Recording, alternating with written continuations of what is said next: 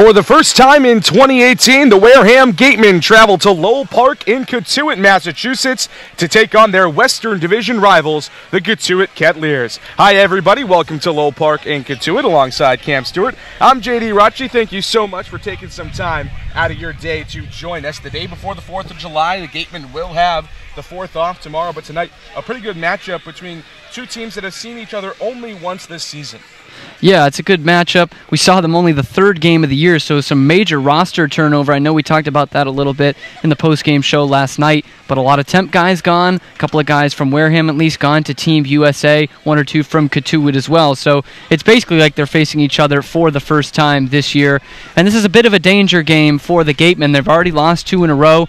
They might be able to overlook Cotuit here. They're looking forward to that July 4th holiday. Cotuit, a team that's only won 4 of its last 10 games, so they're coming in scuffling. One of those was a walk-off win, so they haven't really felt comfortable in many of these games today. And the Gatemen didn't look comfortable at all last night at the plate or really in the field for the second day in a row. So this could be a danger game for the Gatemen today. An earlier start time, an off day looming for a holiday, so it's all up to the Gatemen to be very sharp in this one to come away with a victory.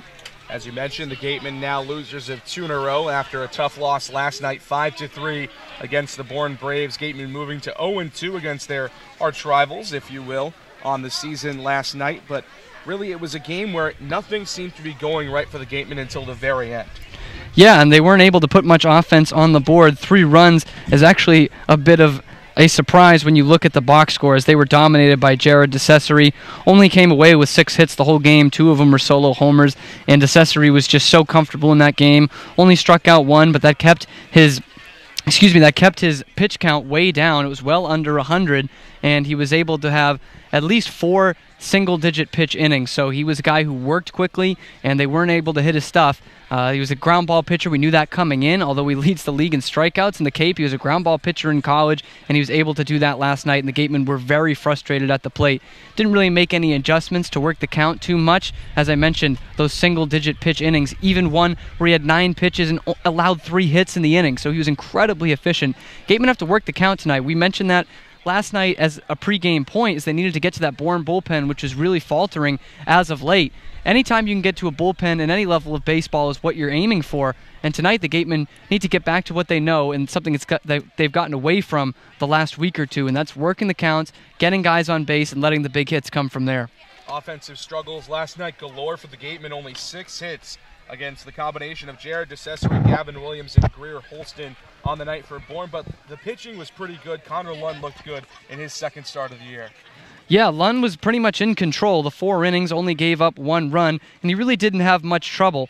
He walked a couple of guys in the first 2 innings, but pitched around both of those, and a couple of sharp singles are what did him in. Jared Triolo, of course, contributing to that. He had a double in that last inning of the start for Connor Lund. But he looked as good as advertised. We've seen him all year. 4 innings, 1 run in the Cape League. That's a pretty darn good start. That's going to keep you in most of these games.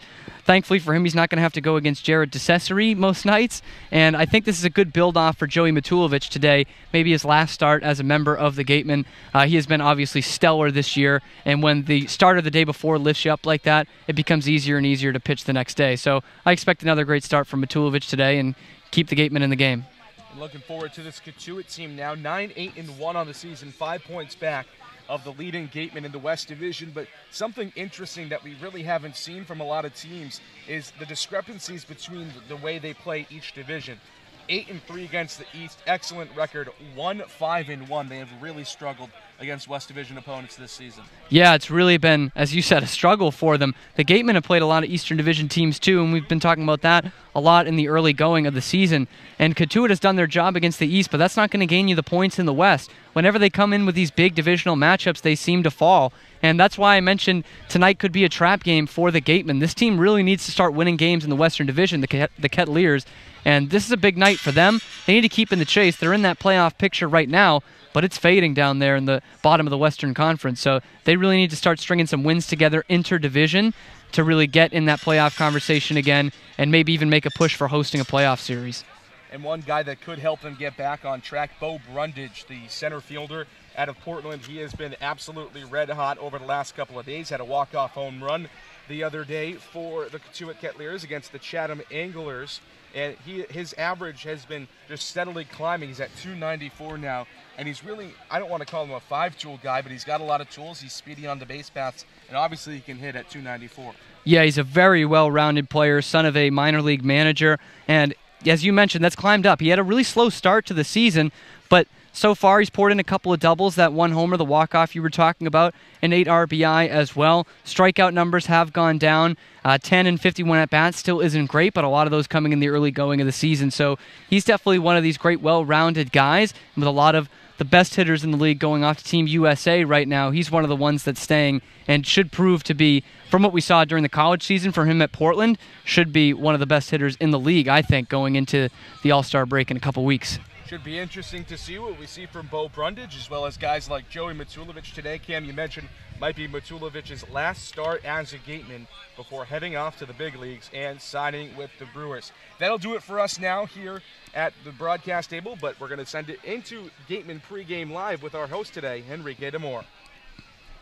Thank you so much, guys. My name is Enrique Demore. Like was said, J.D. Rachi came through on the call today. I'll be taking you through pregame, postgame, and a couple of Cape League updates in the middle of the game, as well as we face off here against the Cotuit Kettleers for the first time at Lowell Park. Tonight on the bump, as was mentioned, Joey Matulovic for Cal. He was a bullpen guy, mainly at Cal, had a mid-threes ERA. Really just an okay year for him, but on the Cape, he has been dominant. Really good numbers. He's been ace caliber for the Gatemen. A lot of strikeouts. He's kept the long ball down. He was the opening day starter, shut down Chatham, and really what was his most problematic start of the year, as was mentioned, probably the big storyline with him, though, is that since being drafted in the mid-20s, I believe the 21st round, if my memory serves me correctly, the 21st round by the Milwaukee Brewers, he's looking to sign because he has put up such great numbers on the Cape. We talked about opening day and said, well, we'll see how the next couple of weeks go, and then maybe I'll see if I sign. And the couple of weeks have gone really darn well, to say the least. So the Brewers have, rightly so, taken an interest in the young man, and if everything proceeds as is projected, this will be his last start in a Gatemen uniform before signing with the Brewers. On the other side of things, though, for the Cotuit Kettleers, it's Griffin McClarty, the sophomore from the College of Charleston. Right-hander was a starter for the College of Charleston, had 85 strikeouts in 76 innings of work.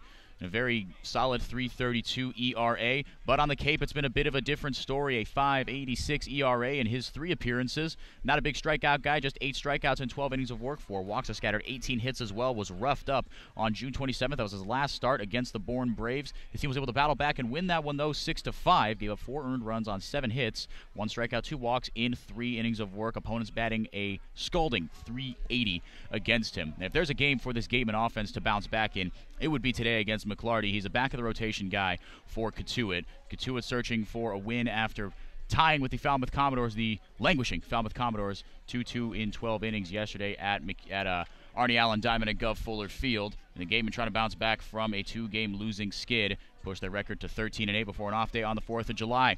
We mentioned Matulovic, a pivotal start for him, trying to get the Gatemen back on track, and what might be his last start in a Gatemen uniform, our Mary Orders got to catch up with him before the game. Thanks, guys. So, Joey, I was talking to Coach Lawler a few days ago, and he was mentioning that this is kind of a time for you guys to experiment with new things. Have you been working on anything in particular with him or in general? Yeah, we've been working on my delivery a lot, just changing things up and see what works and what doesn't. That's the fun of summer ball. You get to try out new things. And what are some of those new things or change-ups you've been working on? Working on my slider and just trying to throw it like my fastball, and then working on my glove side and driving off my back leg are the big things. And do you feel like it's been working or progressing? Yeah, so far I feel like it's been super helpful.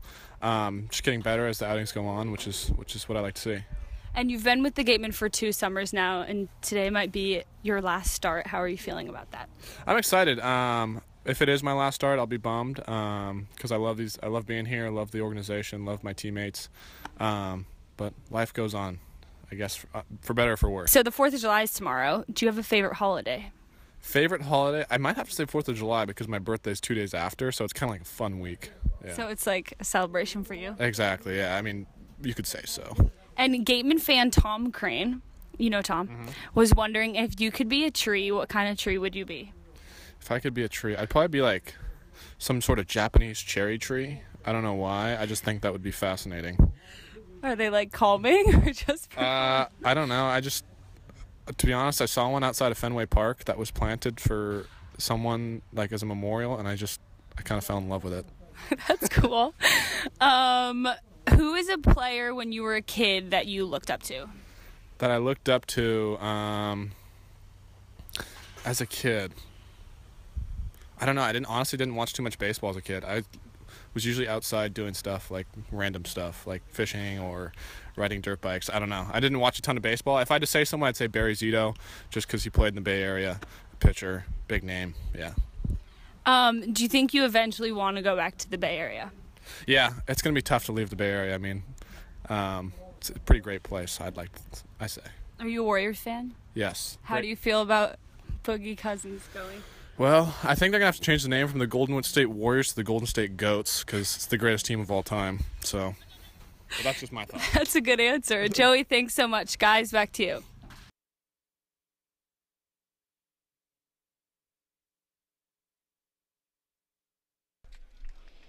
Thank you so much, Mary. Joey Matulovic on the bump today for your Gatemen against Griffin McClarty, as was mentioned. Let's get right into it. The offensive starting lineups today for first, the visiting Gatemen. Batting first, playing left field, Jeremy Idens. Batting second from Cal State Fullerton, the second baseman, Sahid Valenzuela. Batting third, Austin Shenton, playing third base today. Batting fourth, the cleanup hitter, Lyle Lockhart Jr. Batting fifth, Paven Parks, the designated hitter. Batting sixth, Drew Millis from Missouri State. You all know Drew Millis, but what you might not know is he's playing right field today. That should be interesting. Ryan Kreidler batting seventh, playing shortstop out of UCLA. Batting eighth, Gian Martellini doing the catching duties for Wareham. And batting ninth, Skylar Hunter out of Purdue in center field for the Kettleers now. Batting first, Will Robertson out of Creighton playing right field. Batting second, Thomas Dillard, the designated hitter. Batting third, the center fielder, Bo Brundage. Batting fourth, the catcher, Brady Smith. Batting fifth, the left fielder out of Oregon, Jacob Goldfarb. Batting sixth, Corey Wood of Coastal Carolina, the second baseman. Batting seventh, the first baseman, Michael Tolia out of UCLA. Batting eighth, Ryan Reynolds, no, not the actor, the baseball player from Texas, playing third base today for Cotuit. And batting ninth, Adam Oviedo, playing shortstop out of TCU. So, we went through the offensive starting lineups, but one thing you might have noticed is a familiar face not in that 4-5 spot, and that's Bryant Packard. He's been called up to Team USA as an alternate. We're here now with our beat writer, Ian Becerra, to break down exactly what that means for the Gatemen. Ian, how you doing today? Good, Henrique. How are you? I'm doing fantastic. Thank you. So, Bryant Packard not in the lineup today. The obvious question, let's get that out of the way first. Who steps up in his place? Who provides the power now? Well, Henrique, as manager Don Stennon told me last night, it's going to be whoever gets hot. I don't think the Gatemen right now have one specific guy who's just going to step in and fill the void of Packard, because Packard's a special player. Hit over 400 this year at ECU. He's a fantastic ball player. So it's going to take a lot of Gatemen to be able to fill in for him over the next 10 games or so. But that's the beauty of this. We're going to get Bryant Packard back, and I think that's a big blessing right now for the Gatemen, knowing that you just have to fill his void for a little bit, not for the rest of the season. But I think what we've seen today, Lyle Lockhart fourth, Paven Parks fifth, I think we're going to see those two guys really step in and take over for him. And now, on the other side of things, now who do you think takes his spot as things have shifted over in right field? Again, I think it's going to be more of the same. It's mixing and matching guys. Again, manager Snennen told me last night, it's summer ball, so you're going to see a lot of different guys. And as we take a break real quick here before we get into first pitch festivities here, the anthem playing at Lowell Park. We'll be right back.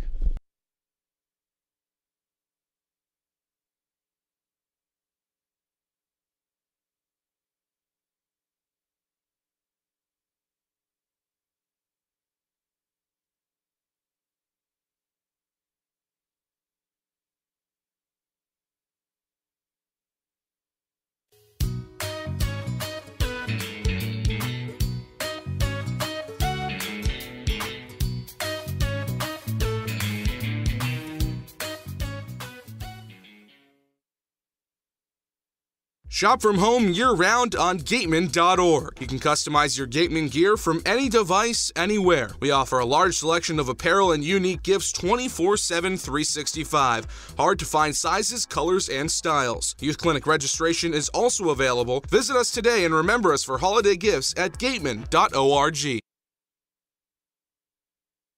Cape Cod Healthcare is the leading provider of healthcare services for residents and visitors of Cape Cod, with 2 acute care hospitals and more than 450 physicians. For more information, please visit capecodhealth.org. Cape Cod Healthcare, expert physicians, quality hospitals, superior care.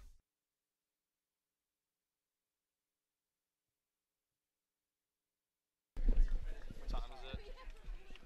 56. All right, wrap this up quick and then Thank you so much. I'll take a quick break there for the anthem, but wrapping up our Get on the Beat segment with Ian Viscera. Now, we've seen Lyle Lockhart. He's been a little more up and down. I think for me personally, he's my X-Factor guy because we've seen him hit for consistency and power at Houston this year, and he's shown flashes of greatness. What do you think needs to change? I mean, he seems like he's taking good at-bats, but what's the next step that Lyle needs to take? Well, I think it's just getting more consistent at bats. Again, we've talked about it with plenty of guys before, getting used to the wood bats, just getting used to good Cape pitching, which is what you're going to see every time out. So I think just getting more at bats in there, getting it under his belt, and I think he's going to do just fine and figure it out. Thank you so much to Ian Viscera, as always, on Get on the Beat. My name's Henrique Demore. Coming up, J.D. Rocci and Cam Stewart on the other side of the break here from Lowell Park. Cape Cod Healthcare is the leading provider of healthcare services for residents and visitors of Cape Cod. Thanks, guys. So tough loss last night, Coach. What were some key takeaways from the game? Well, we pitched a little better. Our tempo was better. We just made some mistakes, and they hit the mistakes.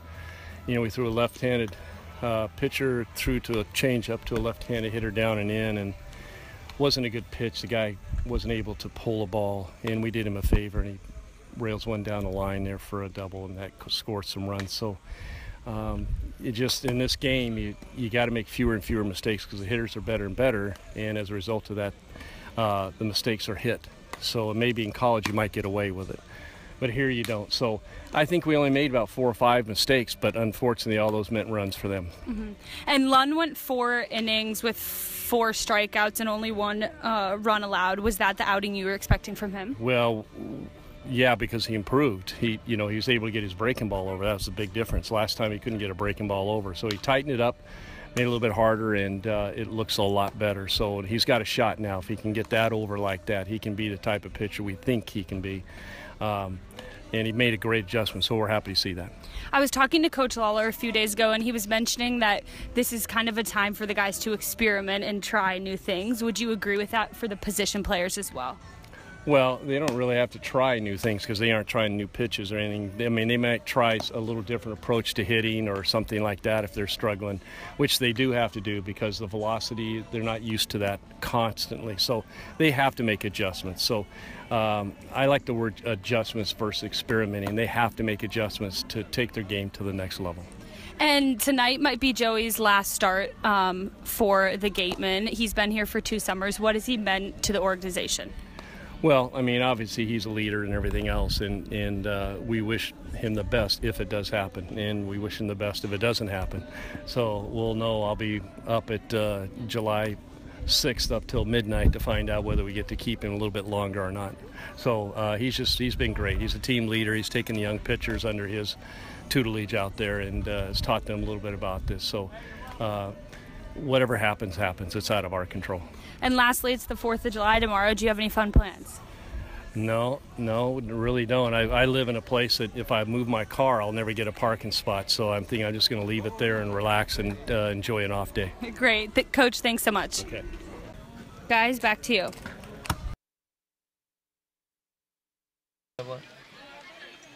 Thank you very much to Mary and Coach Sneddon as always. J.D. Rocci back with you here at Lowell Park, getting you ready for this matchup between the Cotuit Kettleers and the Wareham Gatemen. Cotuit being led onto the field right now by Griffin McClarty, the right-hander out of the College of Charleston, leading the Kettleers out onto the field today in the white pinstripe home uniforms, black pinstripes on a white jersey, maroon Kettleers written in block letters across the front, arcing from left to right. And then the numbers are in maroon outlined in black on the lower left ribcage. On the back, the numbers are maroon outlined in black as well.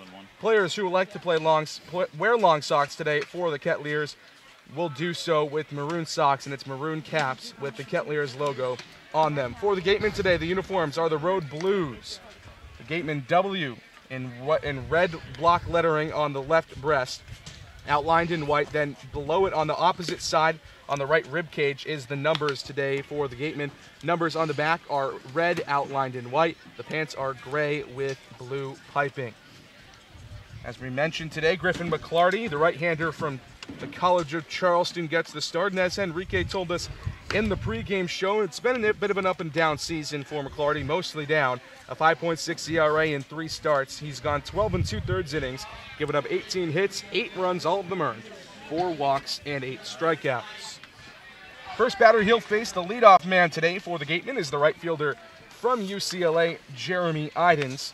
Idens yesterday, a 1-for-4 day, singled in the 6th and scored a run. And it was a 2-run 6th that nearly got the Gatemen back into the game. We're almost ready for the baseball, and the first pitch from Griffin McClarty is swung on and missed on the outside corner. 5:01 the first pitch time today, 1 minute later than scheduled. McClarty working out of the full windup, brings the black glove in front of his face, and the pitch home. Misses outside to Idens, 1-1. Idens on the season, one of the most consistent Gatemen hitters, 327, and this is his 14th game of the year with Wareham. The 1-1 pitch from McClarty. Called strike on the inner half, 1-2. In 13 games, he's had 17 hits, 4 doubles, a home run, 12 RBIs, 5 walks, but the strikeout numbers are a little bit high, 15 strikeouts for Idens. 1-2. Down in the dirt on the breaking ball, 2-2. Yeah, you mentioned that strikeout number, JD. Idens has become a bit of a free swinger aside from the first few games what we saw him at the top of the order. You normally see a lot of guys who work the counts, but Idens is not afraid to swing the bat here, and that has been partially what's led to the 15 strikeouts, which is now second on the active roster. 2-2 for McClarty is swung on and popped up foul down the right field side, but it will get out of play, still 2-2. Give you the defense now for Cotuit. Brady Smith, the catcher out of Florida. Then across the infield from left to right, Reynolds at third, Adam Oviedo at short, Corey Wood at second, and Michael Tolia at first. 2-2 is swung on, hit right back up the middle and into the glove of McClarty. He flips over to Tolia at first base for out number 1. That's purely instinctual by McClarty there. It's not too tall a guy, 6'3", but comes completely over the top. Real downhill thrower on the mound, and because of that, that glove ends up down by his shins, and he just has to reach down a little bit and grab it and make the throw over to first. Purely instinctual. Sahid Valenzuela, the switch hitter out of Cal State Fullerton, the starting second baseman tonight, strides in against McClarty. And the first pitch to him, breaking ball, misses up and away, 1-0. The outfield for Cotuit, Jacob Goldfarg from Oregon in left, Bo Brundage out of Portland in center, and Will Robertson out of Creighton in right field. 1-0 called strikeout or half, 1-1. I don't know if the Kettleers are expecting something on from Valenzuela, but Ryan Reynolds, the third baseman, is a couple of feet in on the grass. Typically a little more closer to the plate than you would play against a lefty going the other way. 1-1 is hit on a line, but right onto the ground to the first baseman Tolia, and he'll flip it on over to the pitcher covering for out number 2. So the first out of the inning goes 1-3. The second one 3-1 for the Gatemen, and there are 2 gone for Austin Shenton. Shenton, the left-handed hitting third baseman out of FIU. One of the top bats in the Cape League this season. First pitch from McClarty. Rides outside, 1-0. Shenton coming into this game hitting an even .400 on the season. 21st game this year for him. 1-0 called strike on a changeup outside, 1-1.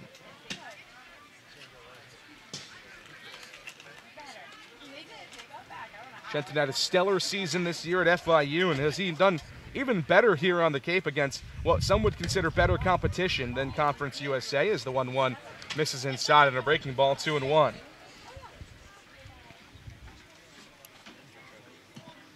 Shenton this season at FIU hit .344 in 54 games. 2-1 pitch. Misses outside. Good take from Shenton on the outer half. 3-1 now. And if that's a pitch that isn't going to be called a strike just off the outside half, this could be a nice night at the plate for Shenton. That's really where the pitchers have tried to pitch him this year in the Cape. 3-1. Swung on and popped up foul back and left. Over the third base bleachers here at beautiful Low Park. Count now even, 3 balls and 2 strikes. Shenton waves a tan bat over the plate as the right-hander McClarty comes set chin high. His pitch home is swung on, roped into the 3.5 hole and into right field for a base hit. A 2-out single for Austin Shenton as the Gatemen in business, with Lyle Lockhart Jr. coming to the plate. And that time McClarty has to come with just a bit more inside because he knows he's not getting that call just off the plate, which is different from umpire to umpire really in the Cape League.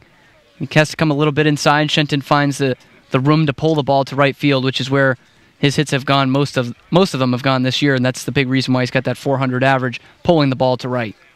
So Shenton on at first base, 2 outs for Lyle Lockhart. First game he's saying himself in the cleanup spot this season. First pitch to him. Called strike on the outer half of fastball, 0-1. Brian Packard off to Team USA has been the cleanup hitter for nearly in the entire year for the Gatemen. He had a lot of pressure coming in for Lockhart, a guy who came into the team late. As you mentioned, now moves up into that cleanup position that Bryant Packard filled so well, and still the only left-hander out of the Gatemen bullpen. We haven't seen them go too situational this year, lefty on lefty, but Lockhart trying to polish off his pitching skills this summer will still be called upon if they decide to go that way. 0-1 the count to him here. He's crowding the plate on the inner half. The pitch. Outside, 1-1 now.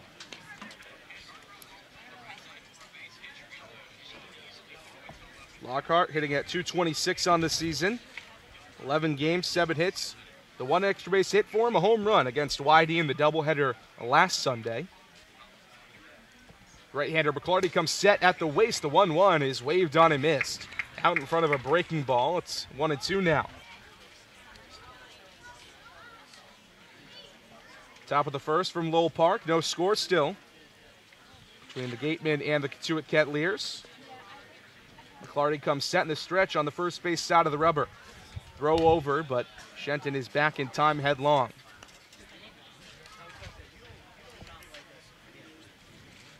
Season for Lockhart, .294 at Houston. So still trying to find his stride in the Cape League, but really the on-base percentage is what's impressive. .415 this year. The 1-2 swung on and hit to the the first base side. The first baseman Tolia takes it to the bag himself for the final out of the inning. So the Gatemen leave 1 on, all 3 outs for the Gatemen, heading the way of the first baseman. We're headed to the bottom of the first inning. Cotuit getting their first hacks at Joey Matulovic when we come back on the Gatemen Baseball Network. Shop from home year-round on Gatemen.org. You can customize your Gatemen gear from any device, anywhere. We offer a large selection of apparel and unique gifts 24/7, 365. Hard to find sizes, colors, and styles. Youth Clinic registration is also available. Visit us today and remember us for holiday gifts at Gatemen.org.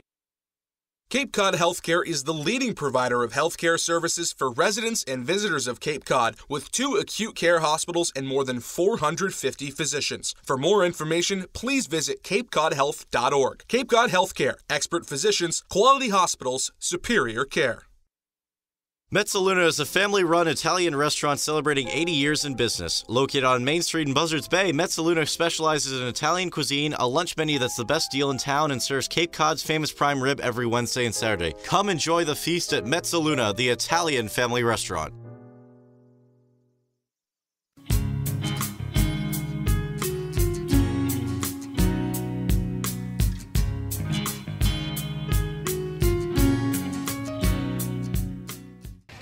Joey Matulovic to the bump for the Gatemen here in the bottom of the first inning.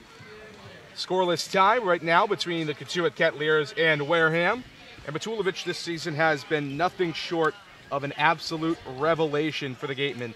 How about a 0.50 ERA, 4 games, 3 starts, 18 innings, 15 hits, 3 runs, 1 earned only, 5 walks, and 17 strikeouts for the Brewers' 20th round pick this season out of Cal Berkeley. Will Robertson from Creighton will lead it off here for Cotuit against Matulovic. And the first pitch of the day from the tall right-hander is a called strike on the outer half, 0-1 to Robertson. Robertson, the left-hander from Creighton. College roommates with Gateman second baseman / right fielder Isaac Collins. A 1 spoiled foul, 0-2.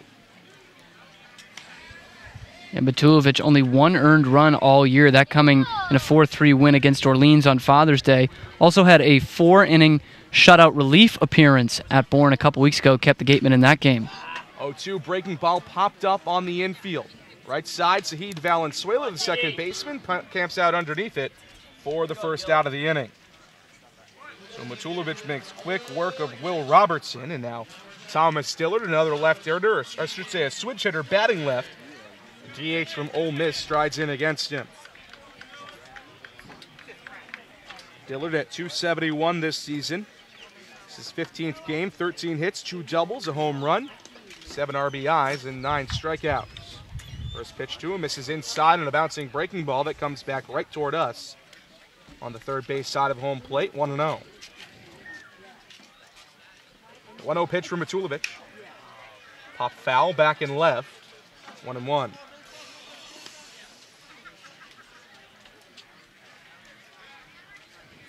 Dillard had a great season at Ole Miss as well, .310 this season for the Rebels. Matulovic working out of the full windup, rocks back, kicks high and fires. 1-1, spoiled foul down the right field line. Out of the reach of Lyle Lockhart out at first, 1-2. Gateman defense in the infield, Shenton at third base, Ryan Kreidler at shortstop, Sahid Valenzuela at second, and Lyle Lockhart on at first. In the outfield, Jeremy Idens in left, Skylar Hunter in center field, and Drew Millis in right. Doing the catching tonight for the Gatemen is Gian Martellini out of Boston College, a former Cotuit Kettleer.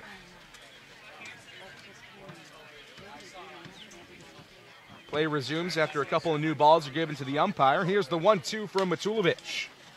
Again, smacked foul into the netting behind home plate. Still a ball and 2 strikes to Dillard.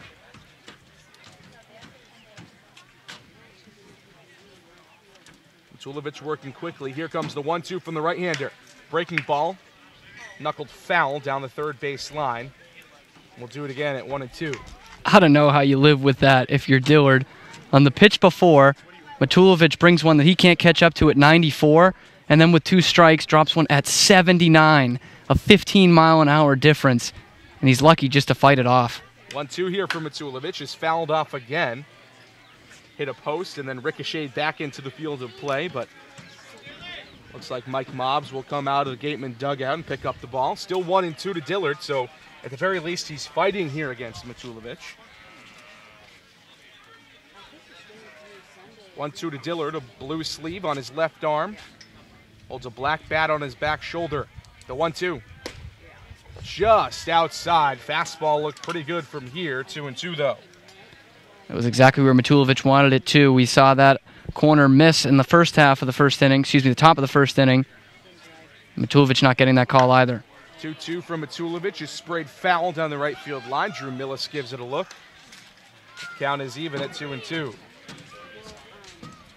Getting some hoots and hollers from the Cotuit dugout there. Dillard just way too far out in front of that one, but gave it a ride foul. Still putting together a good battle though, 2-2. 2-2 from the right-hander, Joey Matulovic. Here it comes again. Swung on and missed. Big strikeout for Joey Matulovic. A hard-fought battle from Thomas Dillard. But that's the first strikeout of the day for the right-hander from Cal. And as always, it's brought to you by Lang Exa Forest and Bullard, the official strikeout sponsor of the Wareham Gatemen. Matulovic going back to the fastball there. Just a bit closer to the plate than that last one that was, or the one that was not called a strike that he wanted for strike 3. Good placement there by Matulovic. First pitch, breaking ball to Bo Brundage. Misses outside, 1-0. Talked about Brundage in the pregame show. Comes the 1-0 pitch to the Portland outfielder. It's fouled off, 1-1. Brundage up at 294 on the year. Hit his first home run for a walk-off the other night against Chatham.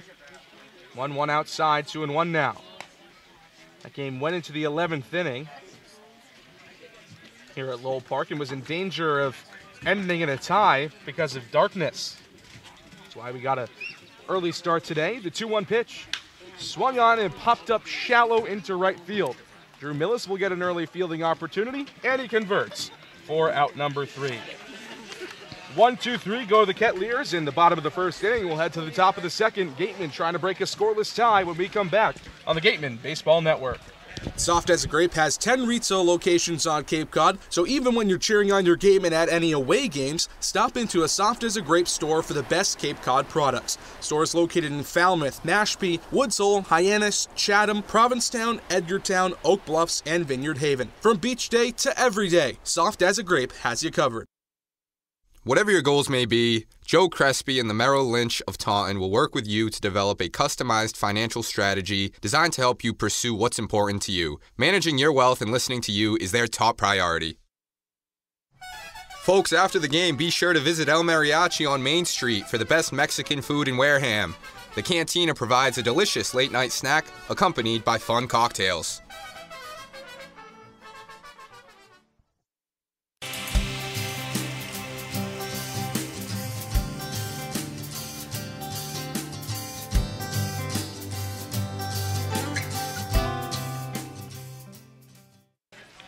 Back to Lowell Park, top of the second inning here from Cotuit, Massachusetts. We still get a scoreless tie between the Gatemen and the Cotuit Kettleers. Griffin McClarty will face 5, 6, 7 here for the Gatemen. Paven Parks, Drew Millis, and Ryan Kreidler. Austin Shenton, a 2-out single in the first inning, but other than that, McClarty looked pretty good on the mound. He did. He's had the Gatemen hitters off balance. He hasn't been very easy to read so far if you're the Gatemen hitters. And that's to be expected most of the time. First time through the order. It's the first time they're seeing McClarty all year. It's all about that second time through, really. And we saw Austin Shenton adjust nicely within an at-bat. But I'm really wait to see that second time through to see how McClarty is able to keep his pitches going. Well, Paven Parks will see him for the first time here. The designated hitter out of Kent State. Hitting just 167 on the season, but he has only played a couple of games with the Gatemen. This outing number 7 for him, and in one of those outings, he didn't even get to hit, so this is really the 6th time we'll see him swing the bat this season. First pitch to him is a firm fastball located on the inner half, 0-1. Parks, a relatively recent addition to the Gatemen roster. Out of Kent State, as we mentioned, 0-1. This is low, 1-1. Hit 285 this season for the Golden Flashes. All-MAC second team. 53 starts over there at third base. 1-1 pitch from McClarty. Misses low and inside, 2-1 now. 11 doubles, 5 triples, 7 home runs for Parks at Kent State. Does have a home run this season with the Gatemen, a 2-run shot the other night at McKeon Park against Hyannis. 2-1 is spoiled foul down the first base side, 2-2. Looks like it might have hit him. He is now limping, but looks like he will stay in the game.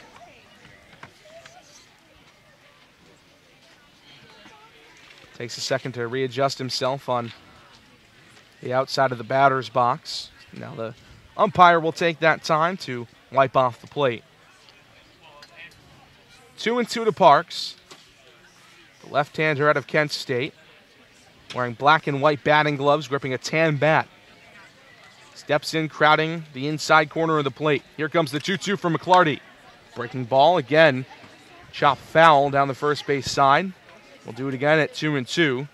Drew Millis, the switch-hitting right fielder. A little odd to hear me saying that. Is on deck. 2 balls and 2 strikes. The pitch from McClarty is swung on and popped up high and into shallow left field. Third baseman and shortstop converge on it, but Oviedo, the shortstop, calls off Reynolds, the third baseman, and collects the ball for out number 1. So Paven Parks pops up to the shortstop, Oviedo. Now there's 1 gone for Drew Millis, the switch hitter batting left against the righty McClarty. Millis at 206 this season hasn't exactly found the groove after hitting 325, I should say, this year at Missouri State. First pitch to him for McClarty is a firm fastball on the outer half, 0-1. McClarty, not a guy that's going to overpower you. That last fastball coming in at 84 miles an hour. Might have even been a changeup there from him. 0-1 from the right-hander. Is swung on, hit right on the ground toward the shortstop, Oviedo.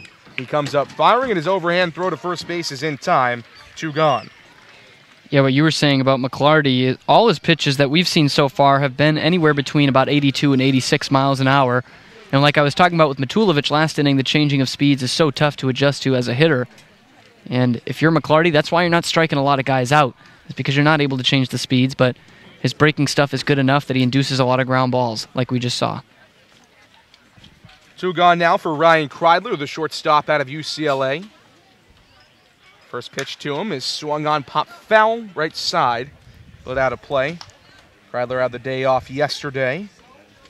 In his last outing, a loss to Yarmouth Dennis, went 1 for 4 with a run scored.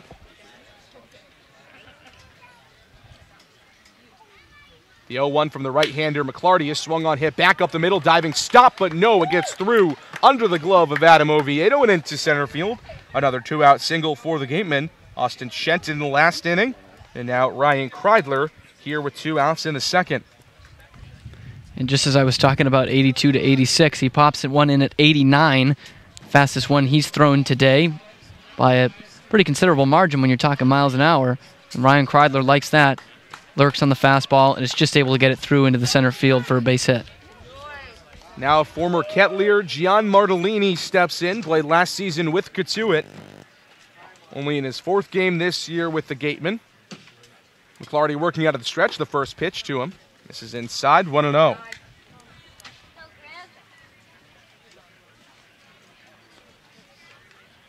Martellini is a stocky catcher out of Boston College, 6'1", 210, has still yet to register a hit this season with Wareham.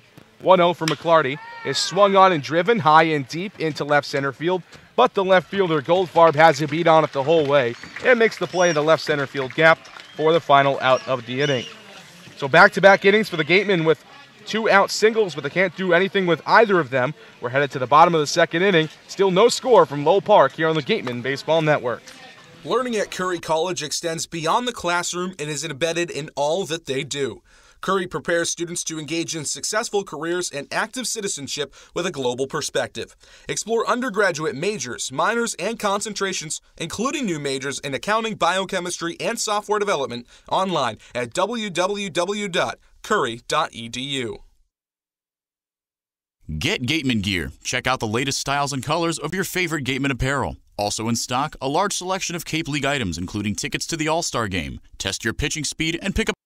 Get Gatemen gear. Check out the latest styles and colors of your favorite Gatemen apparel. Also in stock, a large selection of Cape League items, including tickets to the All-Star Game. Test your pitching speed and pick up a souvenir ball, all at our merchandise booth.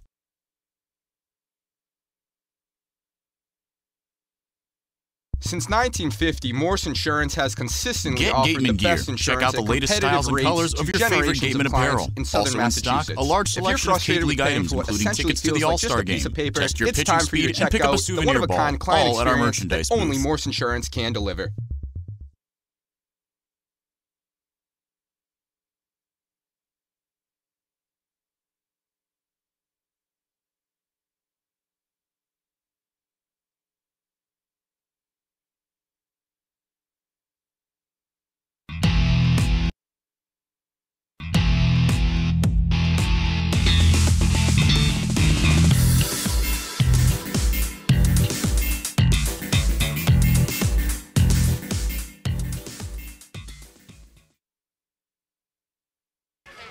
Four, 5, 6 due up for the Cotuit Kettleers here against Joey Matulovic in the bottom of the second inning. Brady Smith, Jacob Goldfarb, and Corey Wood for Cotuit. Matulovic got the Kettleers to go 1, 2, 3 in the first. He'll try to produce something similar here in the second. Still no score here from Lowell Park. First pitch to Brady Smith out of Florida is a firm fastball called strike on the outer half at 89. It's 0-1. Smith making just his second appearance of the season for Cotuit. 0-1 pitch, slider misses down and away, 1-1. In his one game, he went 2 for 3, a double for him. So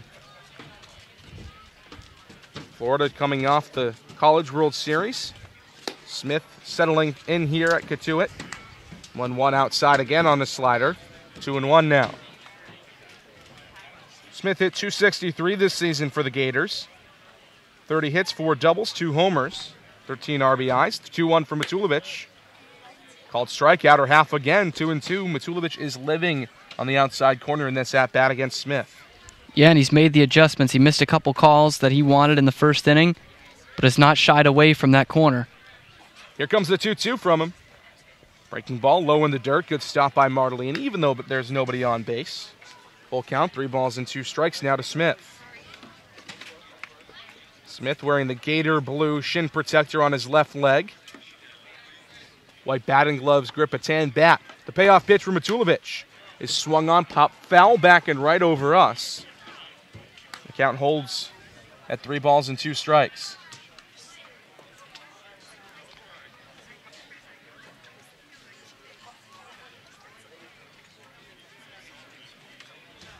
Another full count offering from Matulovic as he fires home. Pitch misses upstairs, checks swing, did he go? Peeled down to the first base umpire, he says no. So Brady Smith on with a leadoff walk. Here comes Jacob Goldfarb. Matulovic thought he was going to catch Smith sleeping there. Everything was low and outside, and then on the 3-2 offering, he elevates a fastball inner half, and it looked pretty good for a moment for Smith, but he's just able to hold up and go down to first base with a walk. So Matulovic working out of the stretch for the first time today. His first pitch to Goldfarb looks like a bit of a quasi-pitch out. This is out and away, 1-0. Goldfarb, another guy in this Cotuit lineup that was not even on the roster the last time these two teams played. 1-0 is popped up foul, left side. Martellini gives it a look, but he'll hit a tent down the third base side, 1-1. Since being activated, though, it's been a struggle for him through his first 6 games. A .063 batting average. He is 1 for 16 on the season, but that one is a triple, and he has scored 3 runs.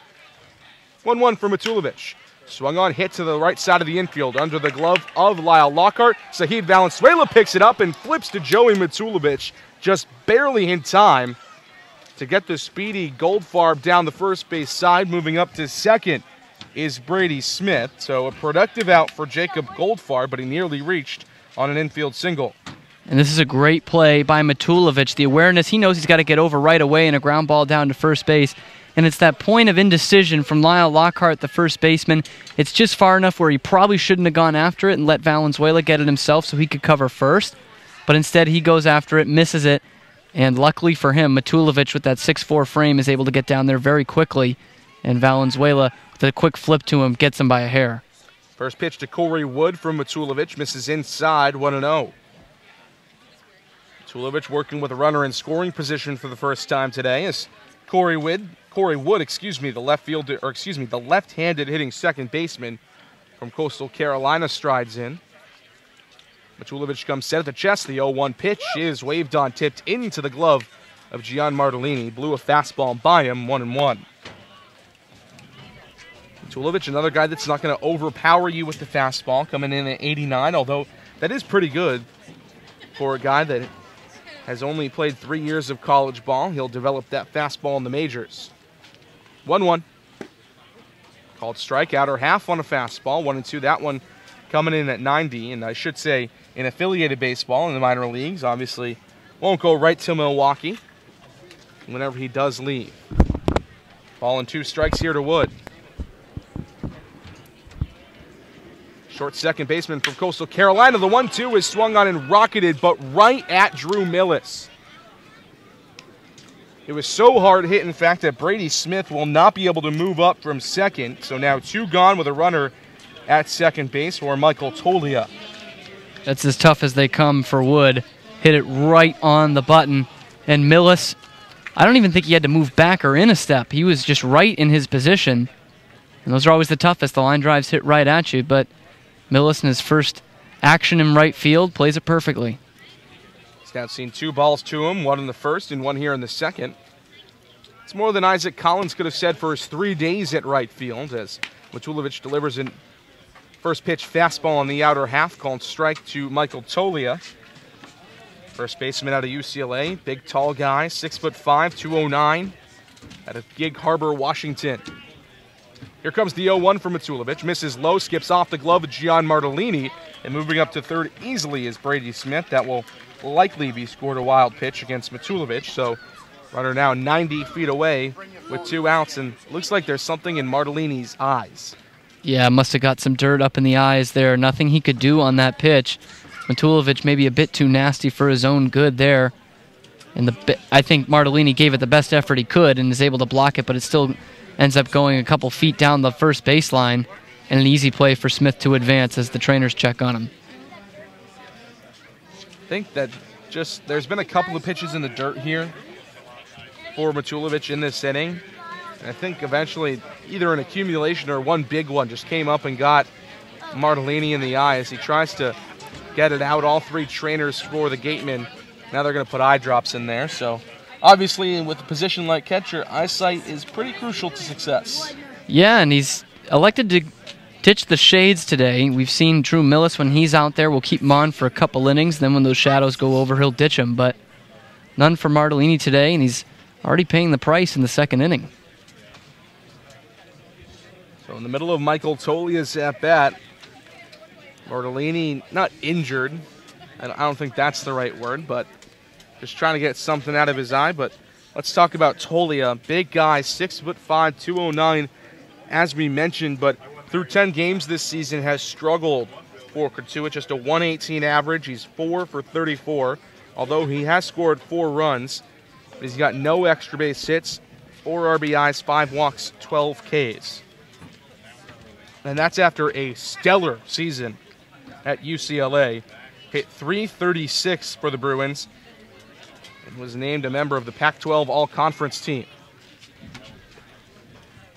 We're ready to get back to baseball as Matulovic comes set from the first base side of the rubber. The pitch to Tolia, 1-1, is skied high and deep to left field. Jeremy Idens chasing it, and one UCLA Bruin flies out to another. And the Cotuit Kettleers strand one at third. Joey Matulovic works out of a jam as we head to the top of the third inning. Still no score from Lowell Park here on the Gatemen Baseball Network. The 2018 Cape League All-Star Game will be played at White House Field in Harwich Sunday, July 22nd. Game time is 6 p.m., gates open at 2. One highlight will be the Cumberland FARM's home run hitting contest. There will also be an autograph session and a large merchandise village with items from many of the teams. Support the Gatemen in part by purchasing your ticket right now at the merchandise booth. Tickets are just $5. Head on over to BB's Bar and Grill for food, drinks, and fun. Located just off Cranberry Highway, come in to sample the scrumptious fare or relax with a drink while enjoying live entertainment. The Gatemen thank BB's Bar and Grill for their support. The law firm of Lang, Exafaris & Bullard, providing families and businesses in the greater New Bedford community with legal services for 40 years. We look forward to serving you. For an appointment, call 508-992-1270. We invite you to learn more about the law firm of Lang, Exafaris & Bullard by visiting our website, lxblaw.com.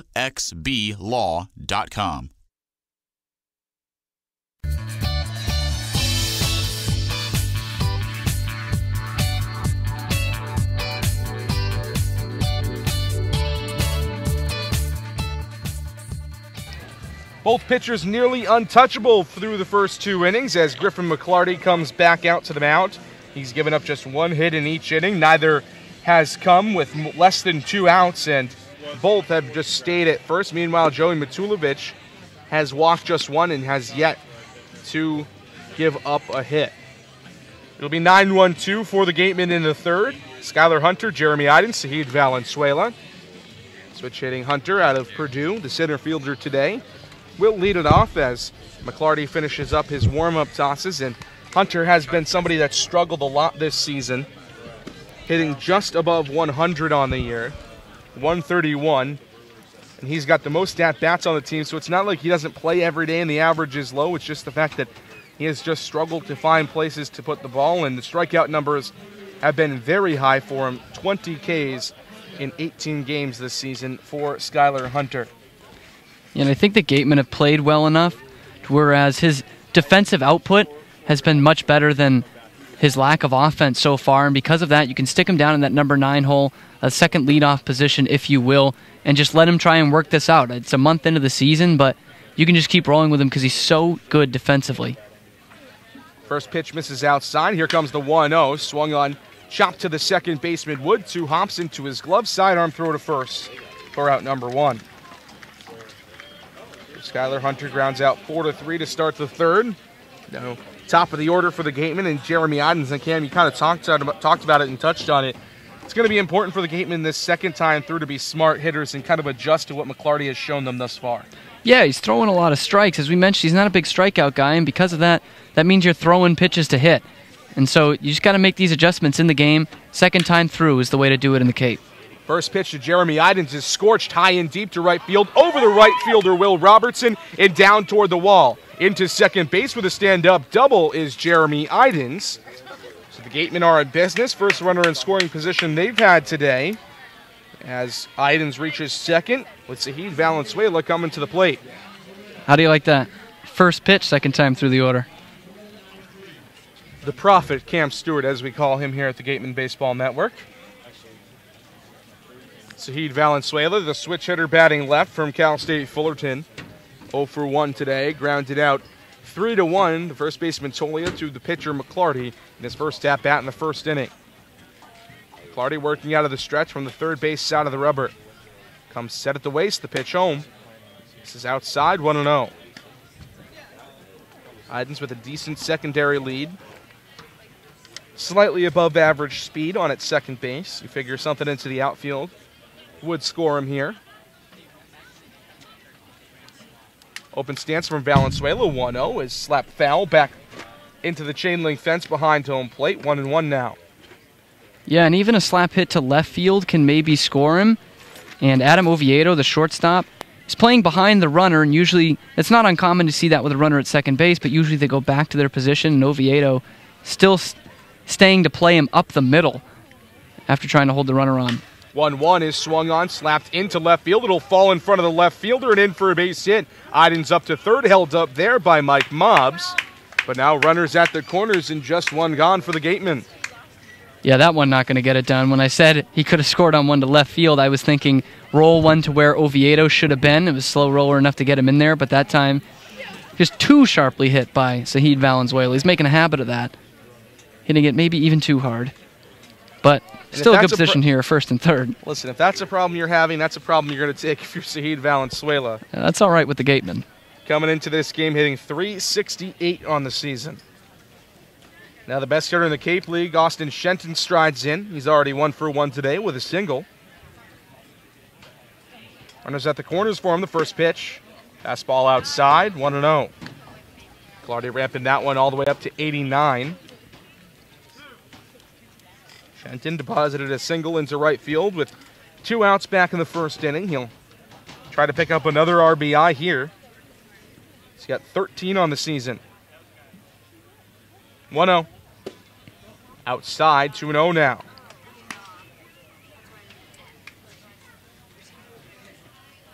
Shenton adjusts his batting gloves on the outside of the batter's box.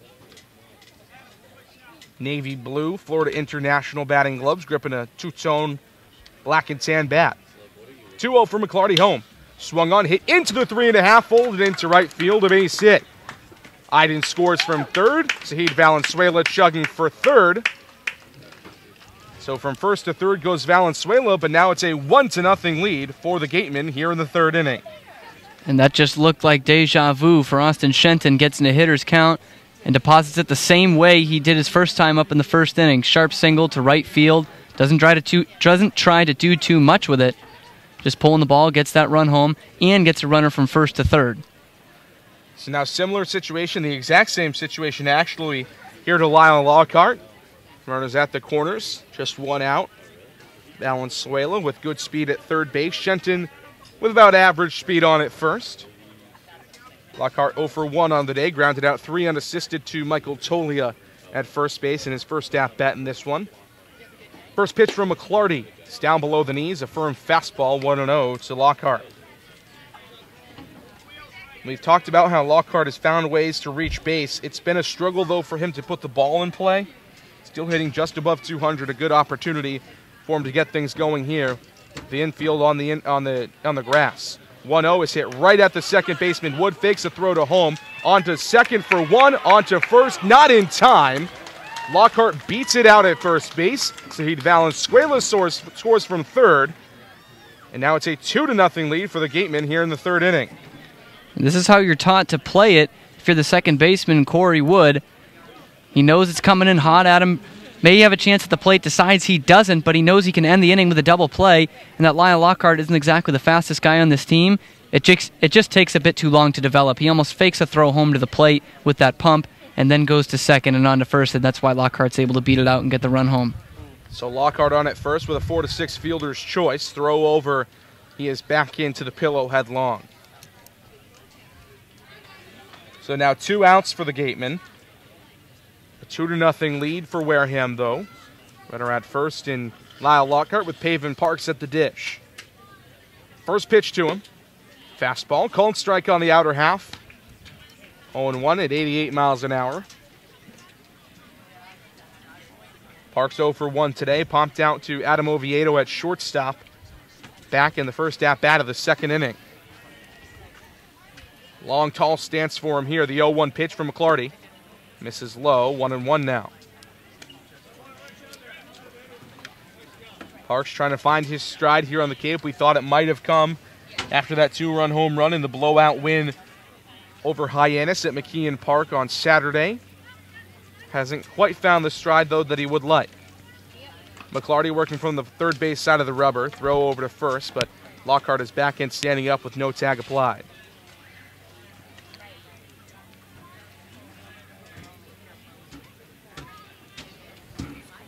McClarty takes a deep breath, comes set, waist high. The pitch home. Fastball called strike. 1-2 now. So in the early part of the game, that outer half fastball was not being called a strike for McClarty, although he has now maybe brought a hair, maybe an inch or two inside, further inside I should say. And now he's getting that pitch consistently called a strike. 1-2 short lead for Lockhart at first. Throw over again. Right hand extending into the pillow. He's back in plenty of time, 1-2 still. 2-0 Gatemen, top of the third inning. 2 runs coming in to score here in this inning for Wareham. Ball and 2 strikes. The pitch is waved on and missed. Nasty breaking ball. Looked like the changeup from McClarty, and that will do it for the top of the third inning. But not before the Gatemen scratch across 2 runs. An RBI single for Austin Shenton and an RBI fielder's choice for Lyle Lockhart. It's 2-0 Gatemen here at Lowell Park. But for a check at other scores around the league, we'll have Enrique Demore coming up right after this break.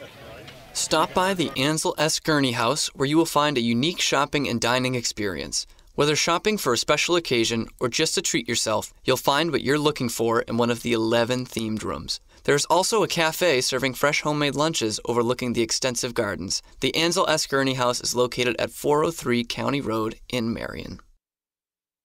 The Bay Point Golf Club offers a unique collection of 18 championship golf holes, a beautiful banquet facility, and a club host that has a fully stocked pro shop. The Bay Point Grill is a perfect place to grab a meal or watch a game. The course is located off of Onset Avenue in Buzzards Bay. The Gatemen thank you for your support. Are you hungry? Visit the concession stand for some new menu items. Try fried dough, chicken fingers, or french fries along with your regular favorites, hot dogs, burgers, cold drinks, and ice cream. Proceeds from the concession stand support the Gatemen and the Wareham High DECA program.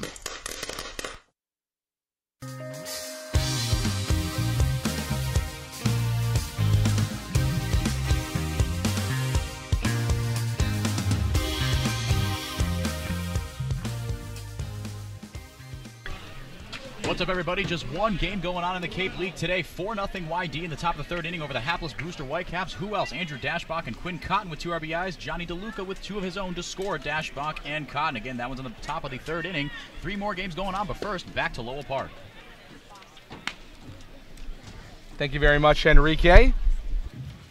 0-1 the count here to Ryan Reynolds, the switch hitter batting left from Texas. Joey Matulovic dealing here for the Gatemen. Now swings at a fastball in the outside corner, 0-2.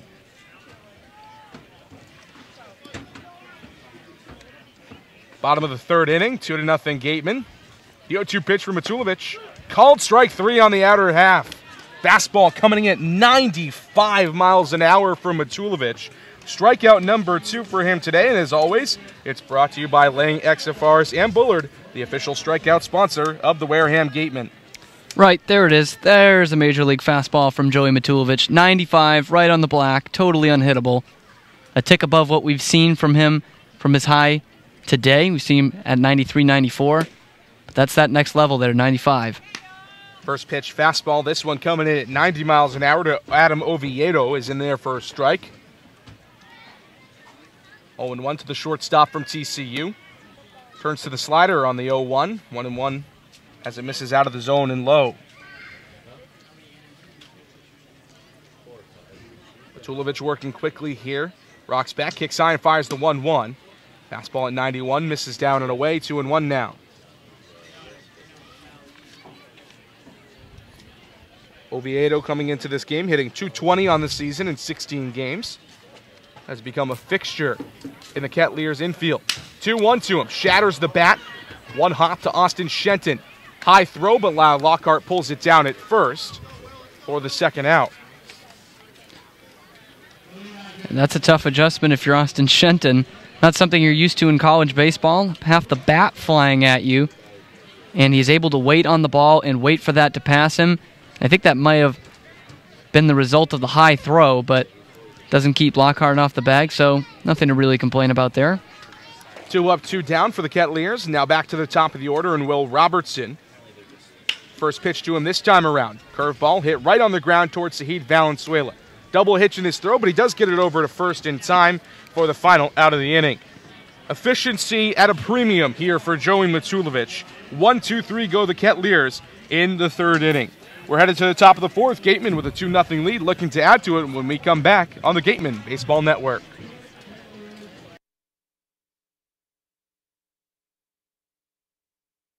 Got legal trouble? Attorney Mark Deshays is here to help the greater New Bedford area with real estate and business law, estate planning, and probate. Visit him today. Founded in 1854, the Wareham-based AD Makepeace Company is the world's largest cranberry grower and private property owner in eastern Massachusetts. The company supports organizations like the Wareham Gatemen and projects like the outdoor cranberry bog classroom that you may have passed on your way in. Visit admakepeace.com to learn more.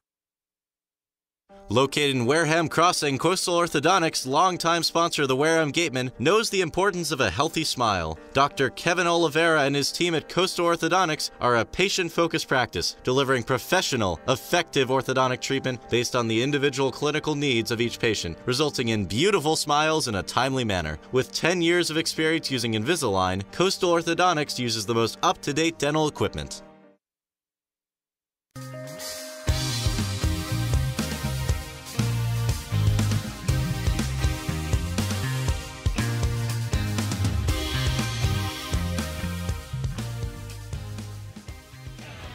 Two to nothing Gatemen, top of the fourth inning. 2 runs coming home to score for Wareham in the third. They'll try to do it again here against Griffin McClarty. The switch hitting right fielder Drew Millis will lead it off for Wareham. He's 0 for 1 today. Grounded out to the shortstop Oviedo back in the second inning. Joey Matulovic has been masterful for the Gatemen. The offense has done just enough, to take a 2-0 lead here in the fourth.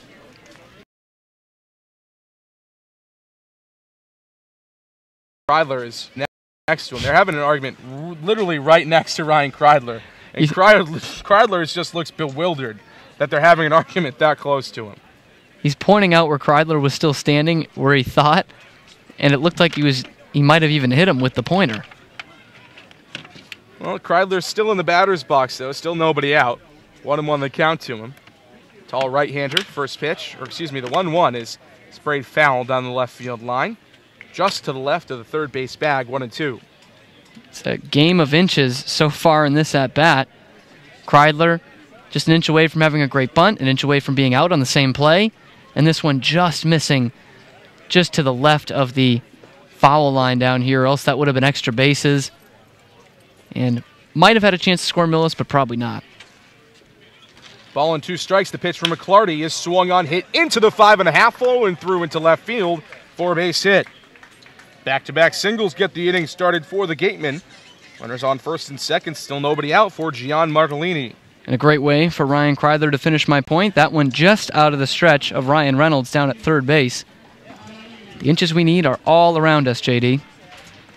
And it wasn't even in Kreidler's at-bat, just a couple of inches over the head of Ryan Reynolds on the single from Drew Millis. So Gatemen, unlike yesterday where they struggled to find spots, they hit balls hard and didn't find spots, tonight they are certainly finding them here at Lowell Park. Martellini, the Boston College catcher, strides in. McClarty looks back at second. Martellini squares to bunt, pushes one down the first base side, but foul. So it is a sacrifice situation here for Martellini. Would have been good if it had stayed fair down the first base side, but we'll have to see if the bunt is on again here with a strike against him. And this has got to be frustrating if you're Gian Martellini, guy who played in the Cape League last year, has a lot of pop in that bat, and has played very sparingly for the Gatemen during this summer, gets a chance to start today. You think the last thing he wants to do right now is to bunt.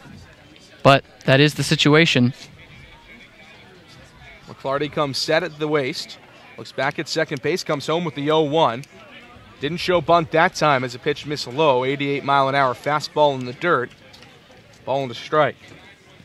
He had 3 homers and 16 RBI in those 29 games for the Kettleers last year, did Martellini. Fans here at Lowell Park certainly aware of his abilities. Gatemen fans haven't seen it yet. The 1-1 rocketed down the left field line, but foul. Mike Mobbs flinching as it ran by him. Third base coach from NYU. Played his college ball at Fordham. 1-2 the count here to Martellini. Runner at first is Ryan Kreidler. On at second base is Drew Millis. Nobody out in the top of the fourth. A 2-0 lead for the Gatemen. The 1-2 home. Misses low, stop by Smith behind the plate. 2-2 now. Good stop by Smith. That's one we saw very similar to the one Martellini wasn't able to keep into him. Obviously, that one was a little more nasty by Matulovic. I didn't blame Martellini on that play. And that one went up the line. Smith just gloves it down enough to keep it in front of him and keep both runners at bay, keep a force in play with nobody out. Here comes the 2-2 for McClarty. Hanging breaking ball sprayed foul to the right side. Martellini a little bit out in front of an 86-mile-an-hour curveball. It's 2-2. Martellini struggled this season at BC, hit .230, but that's coming off a sophomore year where he hit .302 and led the team in slugging. Be a senior next season at Chestnut Hill. 2-2. Waved on a miss. Nasty changeup breaking into the right-handed hitting Martellini. Strikeout number 2 here for Griffin McClarty, and there's one gone, and runners at first and second for Skylar Hunter. And that's that nasty changeup we've seen a couple of times this inning. It starts outside, ends up on the lower outside corner, and it drops completely through the strike zone. And Martellini has to protect that side of the plate with 2 outs, and just no way you can catch up to it with a level swing. So Martellini is retired on the strikeout. Skylar Hunter, the switch-hitting center fielder, into bat. He's 0 for 1 today. Grounded out to the second baseman, Corey Wood, back in the third inning. First pitch to him, misses outside. Fastball at 88, 1-0. Hunter, short stance, slightly open. Right leg extending toward the first base bag when he bats from the left side. Ball and no strikes here. McClarty comes set, looks down at his shoes. Looks back at second, the pitch. 1-0 in there for a strike, 1-1.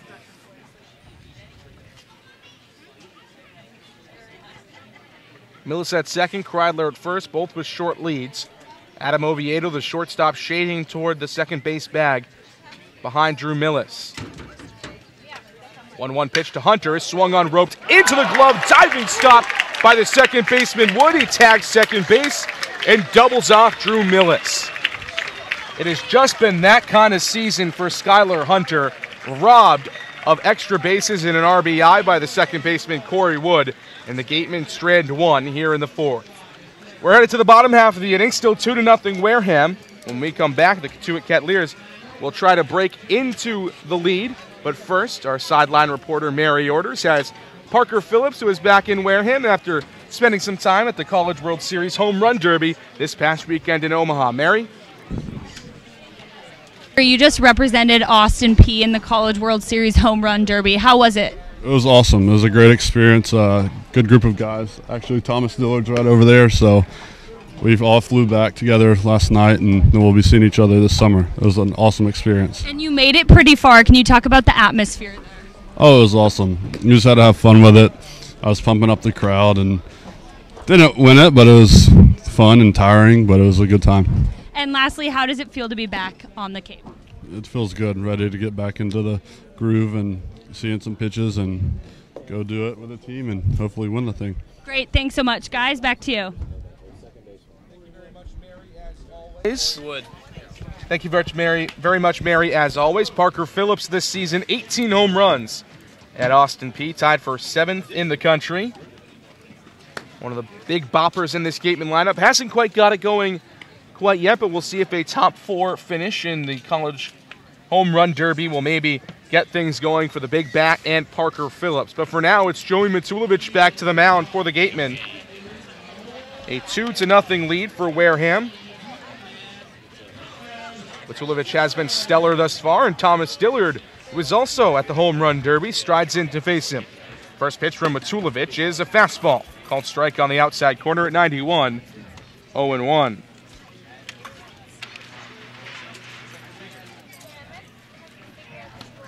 Oh, 1 comes in and hits Dillard on the foot.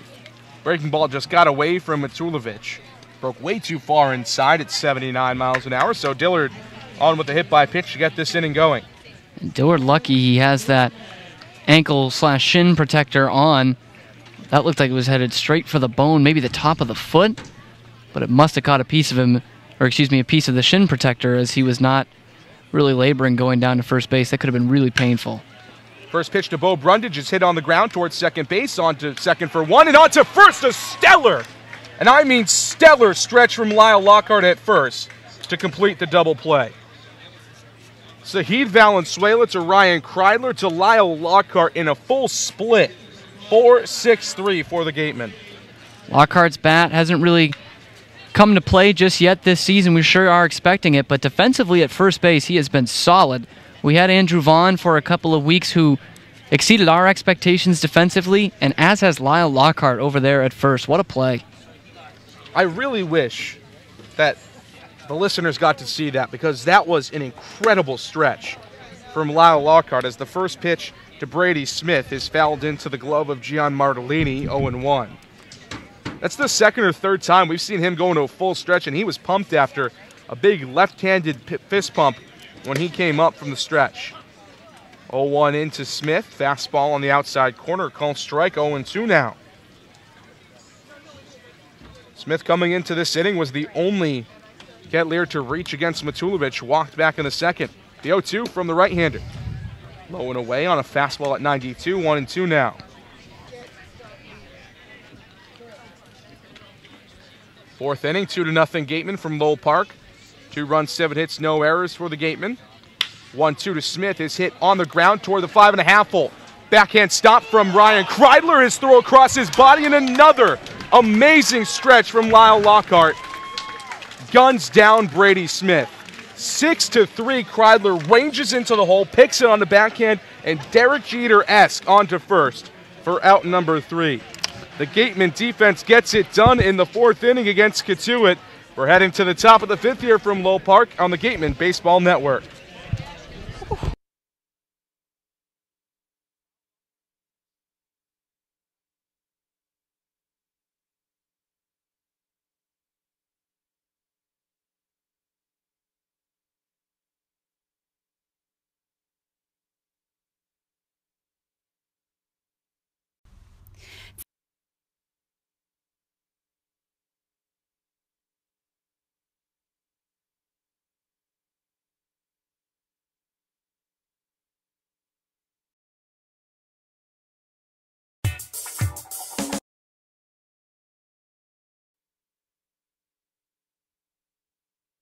Clobbered high and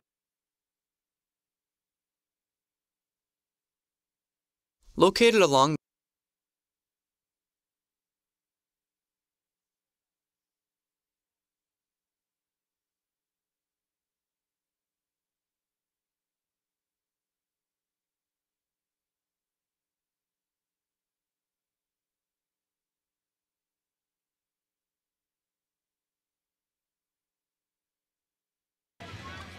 Top of the 5th inning from Lowell Park. Gatemen defense getting it done in the bottom of the 4th, and their offense will look to get it going.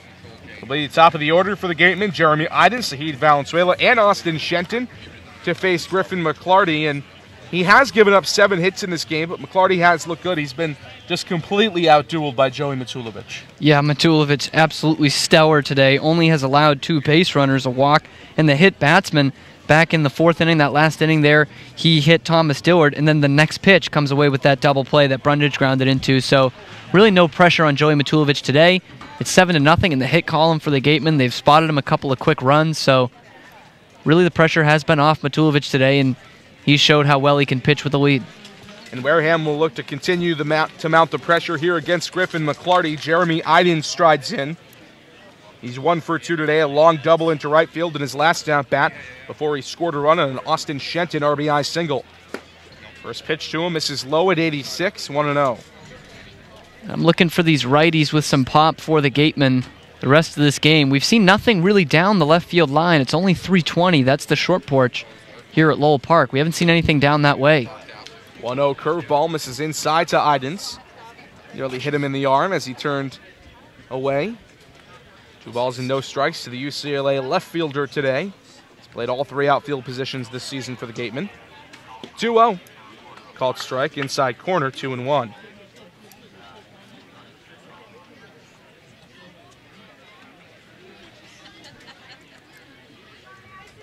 McClarty takes a deep breath, brings the black glove in front of his face, rocks back, kicks high, fires. 2-1 outside, 3-1 now. Seed Valenzuela on deck. He's also 1 for 2 today. Singleton scored a run back in the 3rd inning as well. 3-1 as Idens waves the bat over the plate. The 3-1 pitch is swung on, skied high and fairly deep into center field. Center fielder, though, Bo Brundage camps out underneath it for the first out of the inning. Jeremy Idens just chased that pitch below the ankles, or I shouldn't say below the ankles, below the knees on a 3-1. So now 1 gone for Saheed Valenzuela. Bats left here against Griffin McClarty. Open stance with the right leg facing first base. First pitch squares to bunt, pulls it back on a fastball that missed up, 1-0. Valenzuela grounded out to the first baseman Michael Tolia in the first, and then Singleton scored a run in the 3rd inning, as we mentioned. The 0-1 home for McClarty. Swung on, popped up back and left. 1-1 now. Warm day here at Lowell Park. Sun still beating down. These earlier games are a little bit warmer because, of course, the sun is warmer toward the beginning of the day. Middle part of the day as well. 1-1 the count. Here comes the pitch from McClarty. Fastball just below the knees, 2-1.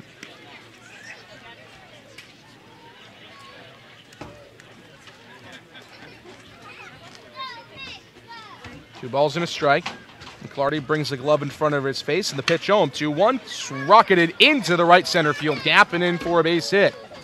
Just past the glove of Corey Wood. Saheed Valenzuela on with a 1-out single. That'll give way to Austin Shenton. That's 2 hard-hit singles by Valenzuela today. He's not going to light you up with the power numbers, but man, he has been really steady with the average, heating back up again after a down few games last week. The 4-hit game 2 nights ago, and he keeps that streak rolling here. After that last pitch, McClarty up to 71 on the day. It's typically been around the average, really on the upper end of the average we've seen from Cape League starters this season, so we'll have to see how much longer he goes, but he'll have to deal with the heart of the order. Austin Shenton with 1 on and 1 out. Already 2 for 2 today with a pair of singles. McClarty out of the stretch. Shenton shows bunt, pulls it back, but it's a called strike anyways on the outer half. Into that pitch. Surprised to see Shenton squaring a bunt here? Yeah. I was actually going to finish the pitch count point. 70 is very typical through the 5 innings. Of course, we saw Jared DeCesare with that through 7 last night. But yeah, really surprised to see Shenton. The way he's hit the ball today, I don't know if he's trying to catch them off guard. Reynolds is playing him in a bit of a shift here, moving over towards center field. And you've got 3 men on the right side of the infield, so I guess that's why. It's the first time, actually, we've seen a shift on Shenton this year. A lot of that power coming from pulling the ball to right field, as we've talked about today. So if this continues, I'd like to see him drop a few bunts because I don't think enough guys do that. But I'd also love to see him hit away to the opposite field, too. 1-1 the count to him here. Fastball missed outside, then a pickoff attempt over. But Saheed Valenzuela back in plenty of time. McClarty comes set. His 1-1 home. Swung on / foul back in left. 1-2 now. I think that shift caught both of us a bit off guard, too. When you had posed the question, I didn't even see that they had moved 3 over to the right side. They've still got the first baseman, Tolia, holding the runner on at first base, so not as typical as you would normally see in a shift like this. But I think it's about time teams started doing it to him. 1-2 to Shenton, sprayed down the left field line, just foul, so he nearly beat the shift there. Yeah, and you saw a concerted effort to beat the shift there. He knows he's not going to be able to do much to pull this ball. It's on the outer half, so he waits on it and tries to slap it down that left field line. Just needs to straighten it out a bit more. Can't get that one into fair territory. Still 1-2 to him. McClarty peers in for the sign. Here comes his pitch. 1-2 slash foul once again. This one into the chain link fence behind home plate. And the count holds.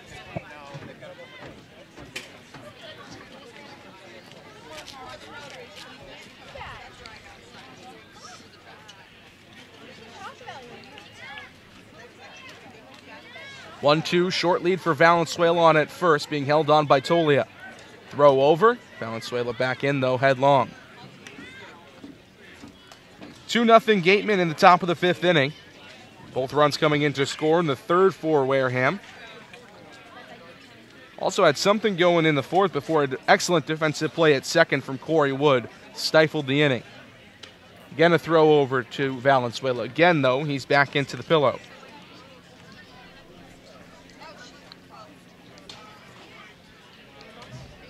Lau Lockhart Jr. on deck.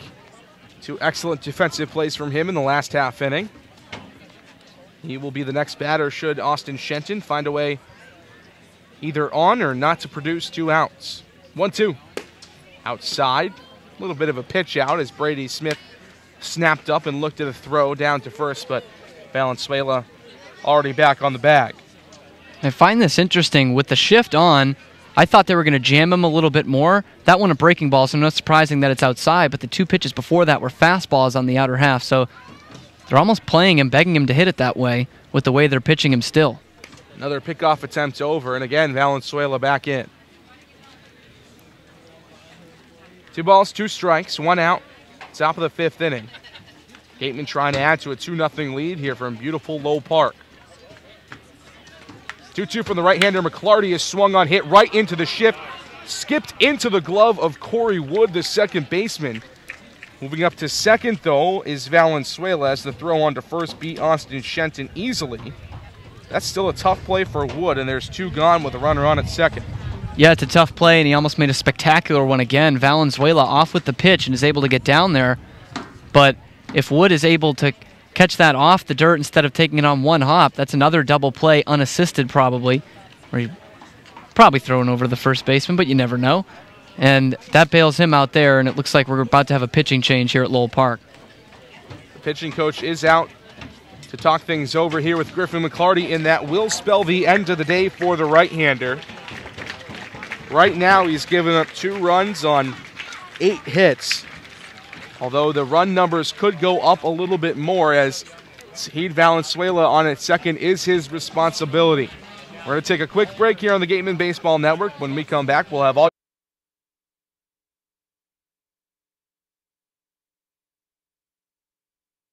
Village Signs of Mattapoisett. They do it all, from logo design, trucks and buildings, to boats. Village Signs has proudly served Southern New England for over 35 years. Visit them at villagesigns.inc.com for all your signage needs. The Gatemen wish to thank Patty Wild and the trustees of the John Wild Charitable Trust for their continued support of Gatemen Baseball in Wareham. The Gatemen wish to thank Patty Wild and the trustees of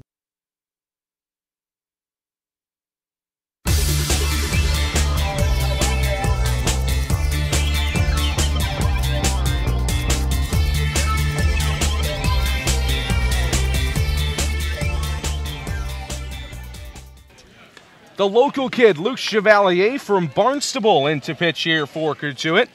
Redshirt junior out of Division II Northern State. Had a 2.52 ERA this season at Northern. 13 games, 8 starts, 4 complete games for him. 53 2/3 innings, 44 hits, 19 runs, 15 earned, 19 walks, and 48 strikeouts. The batting average against at .220. this season on the Cape for Chevalier, a 3.97 ERA. 3 games, 2 starts, 11 in the third innings, 14 hits, 10 runs, but only 5 of them earned. So he hasn't been helped out by the defense. 4 walks and 8 strikeouts. And if you haven't heard of Northern State, we will forgive you, the alma mater of Luke Chevalier, with that traditional pipeline of Barnstable to Aberdeen, South Dakota, where Northern State is. Not something you typically see, but a guy who was 2-time All-Region at Sturgis Charter and All-State his senior year. One of the best products out of the Cape in a while. Second time we're seeing a Cape-born pitcher. We saw a guy from Martha's Vineyard when the Gatemen played the Martha's Vineyard Sharks in the second preseason game of the season, and Chevalier comes set but won't even throw a pitch as he spins and looks back at second. So the runner on at second is Sahid Valenzuela, 2 outs in the top of the 5th inning. Gatemen trying to add to a 2-0 lead with Lyle Lockhart in the batter's box. First pitch to him is a fastball inside corner called strike, 0-1. Lockhart 0 for 2 today. Grounded out 3 unassisted in the first and then grounded into a fielder's choice in the third, but did pick up an RBI as Sahid Valenzuela came in to score. 0-1. This is outside. Fastball at 90, 1-1 now. Kind of a 3/4 sidearm arm slot here for Chevalier. Works from the first base side of the rubber out of the stretch, but really then comes all the way across his body. His leg kick almost brings him to the third base side and then calms all the way in to left-handed hitters. 1-1. Inside. Gets away from Brady Smith. Picks it up, though. 2-1. Just bounced off his glove and right behind him. Right in between he and the home plate umpire, but Valenzuela, staying put at second base. And I think that arm slot's going to be beneficial to him. There is 2 outs, but when you're coming inside to the lefties, everything's coming inside, it looks like.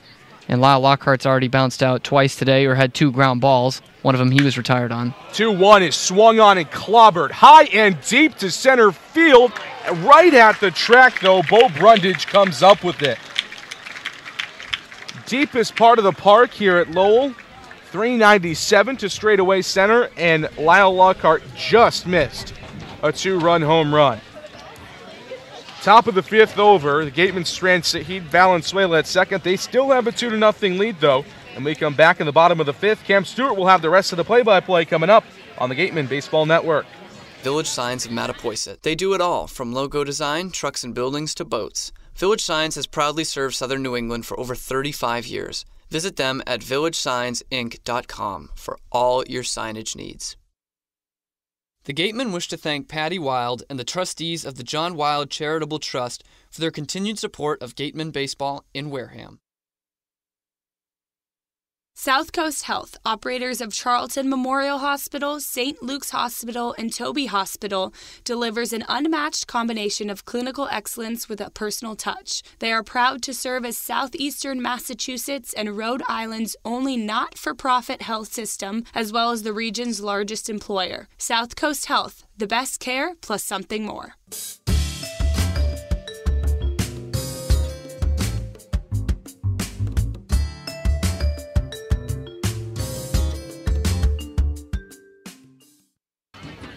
Two to nothing Gatemen in the bottom of the 5th. Joey Matulovic back to the mound and in for the play-by-play. Here's Cameron Stewart. Thank you, JD. As he mentioned, it's Matulovic's 5th inning of work coming up. He's going to start things with 5, 6, 7 in the Cotuit order. Jacob Goldfarb, the left fielder, followed by Corey Wood and Michael Tolia, expected in the inning. First pitch to Goldfarb is going to be on the outside half and will miss for ball 1. He's 0 for 1 today. Grounded out to second base on that nice play. Combination by Sahid Valenzuela and the covering Joey Matulovic. He's going to sky this one out to left field. Idens settles under it, moves over a few steps, and will retire him for out number 1. And the second time Goldfarb has gone down today against Matulovic.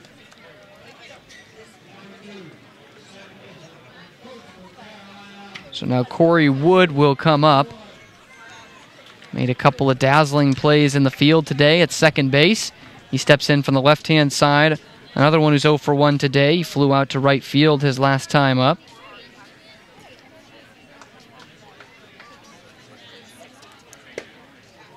pitch on the outside corner for a called strike at 92 to put him ahead of the count 0-1. For Matulovic, who has only allowed 2 base runners today, walk in the second and a hit batsman in the fourth. This one's going to be roped down the right field line, past the outstretched Lyle Lockhart. It's going to be a fair ball. Stumbling around first and heading into second is Wood, and he will slide in there with a double and takes with it the first hit of the day for the Cotuit Kettleers off of Joey Matulovic. We talked about how it's been a game of inches today for the Gatemen. That one the same way. Not only was it just barely inside the foul line down the first base side, but Lyle Lockhart then barely missed a diving attempt at it. So Corey Wood on at second. We'll see if Cotuit maybe has something going here against Matulovic, although they have had a runner all the way up to third, and Matulovic has handled it with ease. Now that task will be put on Michael Tolia, the first baseman. Tall left-handed hitter will take that pitch on the outside corner for a called strike one, bottom of the zone. He flew out to left field his only time up in the second inning and left that man at third base that JD was just talking about. 0-1, Matulovic going to step off and looks down the runner at second. Wood trots back in there. Tolia, though, has the power to tie this game up. 11 home runs this season at UCLA. And last summer for Cotuit, here in the Cape League, had 7 homers.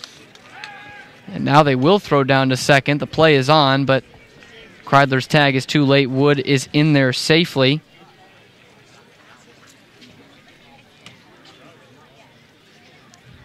For Matulovic, he's a guy who can pound the strike zone. Although just 17 strikeouts in 18 innings coming into today, has just 2 today through the first 4 and a third for the Gatemen. He's induced a lot of ground balls, though, as he will paint this one on the outer half for a called strike 2, and he's ahead of the count, no balls and 2 strikes to Tolia.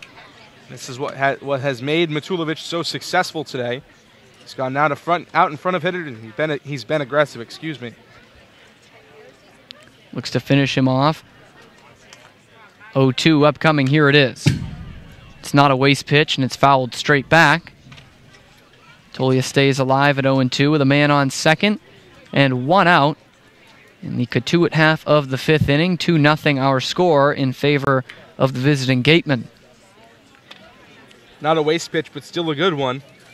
Fastball inner half. Tolia couldn't do anything with it. It tied him up.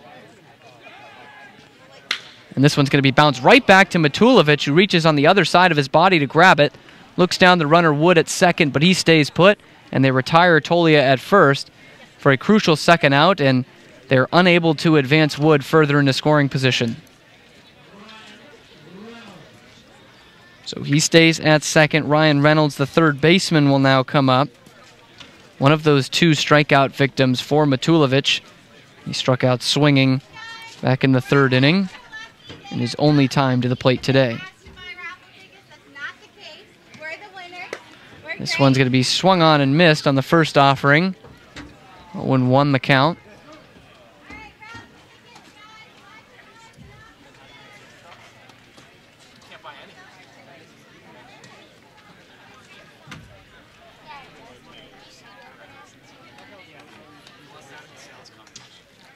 Matulovic looks back. Here's the 0-1.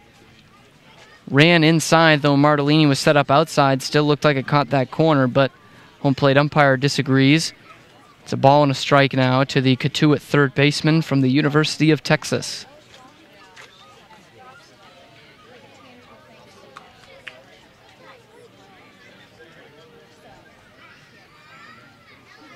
One is going to run inside and catch him right on the elbow protector.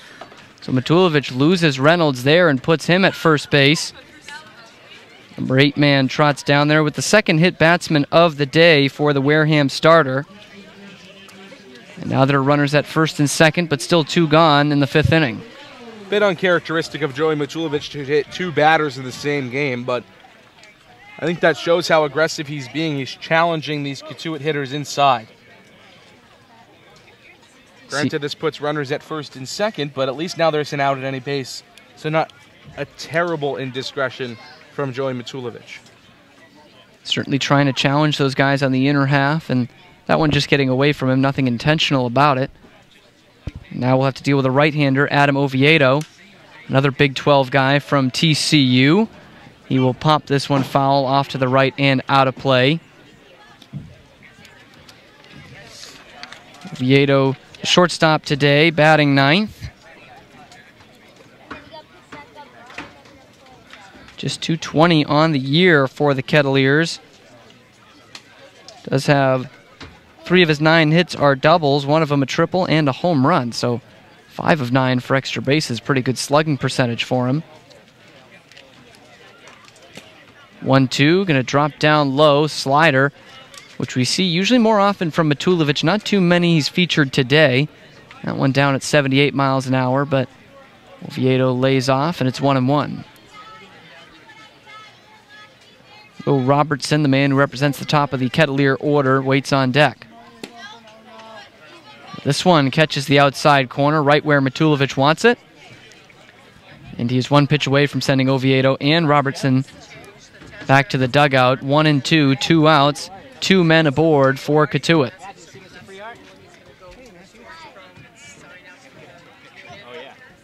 Here's the 1-2. Cut on and miss, strike 3.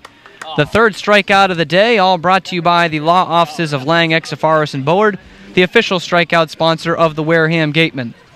If that's the career for Joey Matulovic, that's a great way to end it. 5 shutout innings, 2-0 Gatemen over the Kettleers here on the Gatemen Baseball Network. One of the Gatemen's favorite places for their post-game meals is Cool Cone, where you can get anything from fried clams and fried chicken to an ice cream sundae, and then top it all off with a round of mini-golf. Cool Cone, located on Route 6 on the Wareham-Marion line. Wareham House of Pizza has been serving Wareham and Marion for over 40 years with steak and cheese, pizza, and subs. Located in Shaw's Plaza, head on over for pickup or let them deliver to you.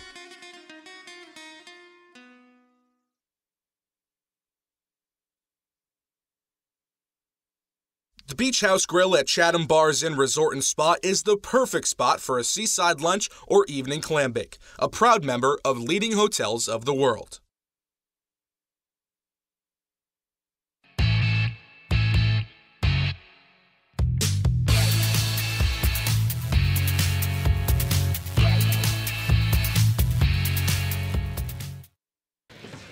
Back here for the top of the 6th inning. 2-0 the score in favor of the Gatemen, out hitting the Kettleers 8-1 on the day.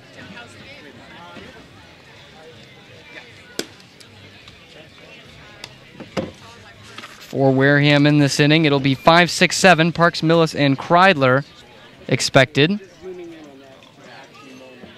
Luke Chevalier still out there, the Barnstable native for Cotuit.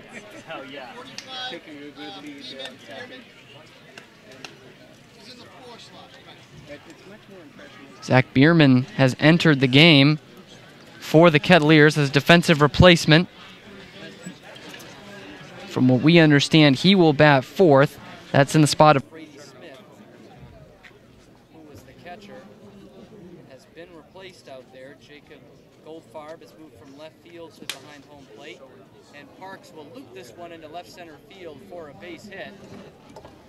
Will round first and will get on with a leadoff single, and Pavin Parks trying to get off the schneid here. Top of the 6th inning. So Parks on first. Drew Millis will come up.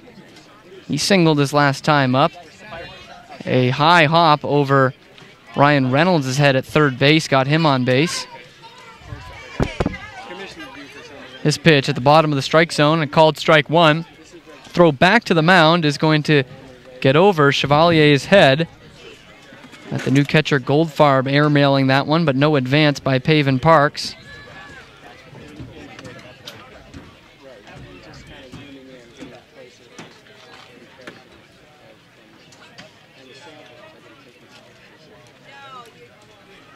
And this one, a pickoff throw, skips in. And back in there is Pavin Parks at first base.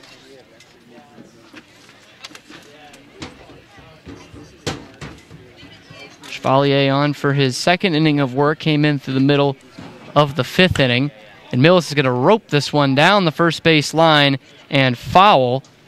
Looks like he was looking at extra bases that time, but it's just another strike on him. Puts the count at 0-2.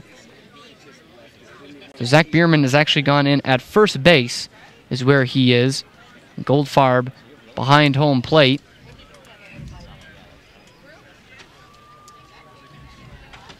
And Will Robertson has moved to left. All kinds of shifting around as we try to pick it up for Cotuit here in the top of the 6th.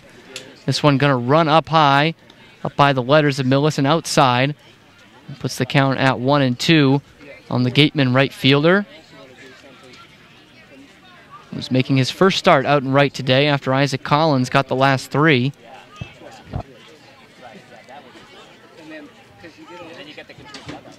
Here's the 1-2, going to be skied out towards left field. A lot of foul ground here at Lowell Park down that side, but it will not meet any of it. It will go out of play off to the left, and that count stays at a ball and 2 strikes. So we have all the defensive alignments now. Michael Tolia moves from first to right field.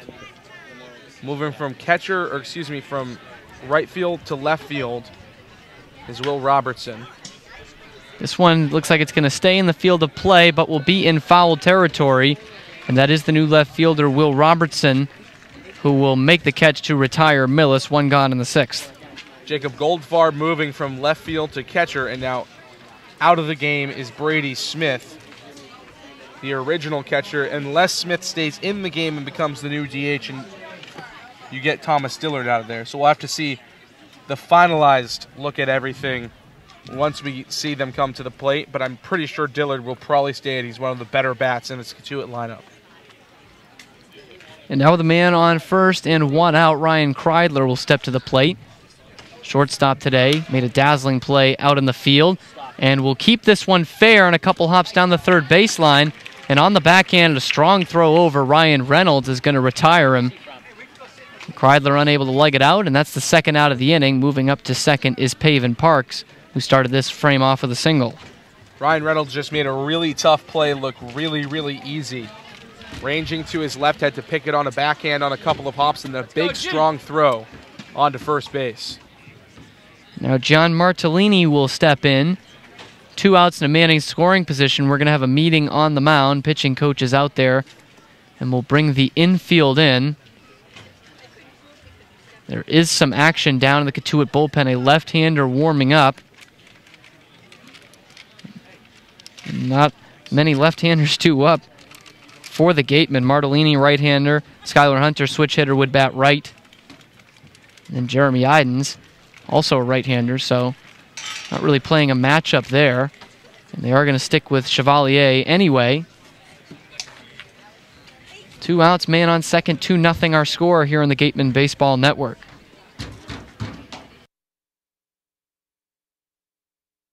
Red Shirt Fridays is a national program created to acknowledge, honor, and support our troops who put themselves in harm's way to defend our freedom. In support of this program, the Cape League teams that called strike puts the count at 0-1.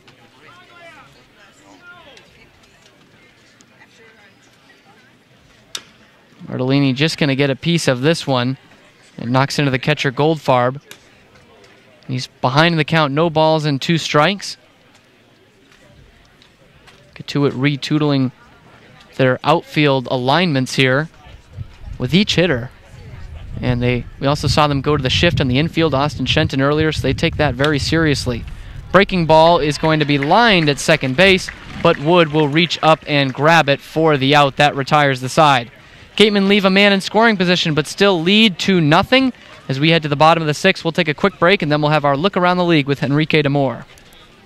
One of the area's best restaurants is located right up the street, Brewfish Bar and Eatery. Stop by for a nice lunch or a relaxing dinner. Brewfish offers 20 rotating craft beers on tap and creative pub foods such as fish and chips, sticky ribs, pulled pork, delicious burgers, and pizza. Check out their off-the-menu brunch with a Bloody Mary bar and $5 mimosas on Sundays. The Brewfish Beer Garden is now open for outdoor dining under the tent and casual dining and drinks at the outdoor bar, along with live music on Friday and Saturday nights as well as Sunday afternoons outside. Brewfish Bar and Eatery is located on Route 105 in Marion.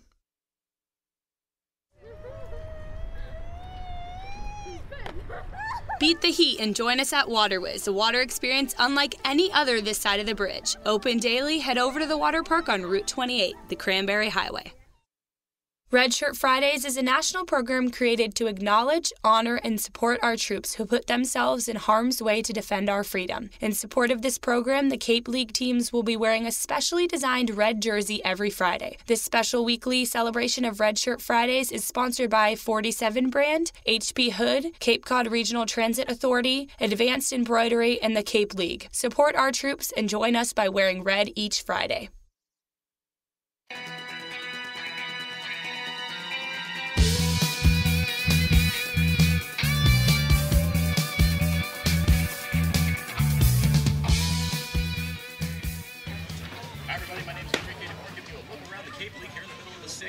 Good news for Gatemen fans, 3-0 Bourne over Hyannis at McKeon Park.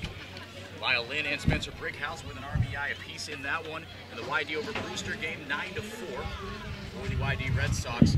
7 men for the YD Red Sox with RBIs. Johnny DeLuca and Noah Campbell with multiple RBIs apiece. That one in the bottom of the 4th inning. Bourne Hyannis in the top of 3rd innings. Two games still have yet to get underway. Back here at Lowell Park, it is 2-0 Gatemen. Back to Cam and JD. Thank you, Henrique. This is the 64th pitch of the night for Joey Matulovic, who is out there for a 6th inning of work. 45 of those have gone for strikes. And he's behind 1-0, now 2-0. Is this fastball going to miss on the outer half of the plate? It's the top of the order, Will Robertson, to get things started in the bottom of the 6th inning. Matulovic protecting a 2-0 lead and gets one back on the outside corner for a called strike 1, 2-1.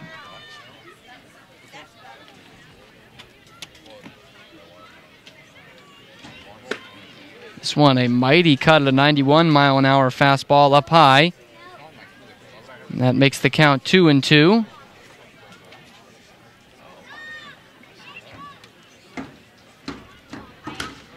Two working quickly is Matulovic, and this one is going to be skied foul off to the left and out of play, so that's where the count will stand.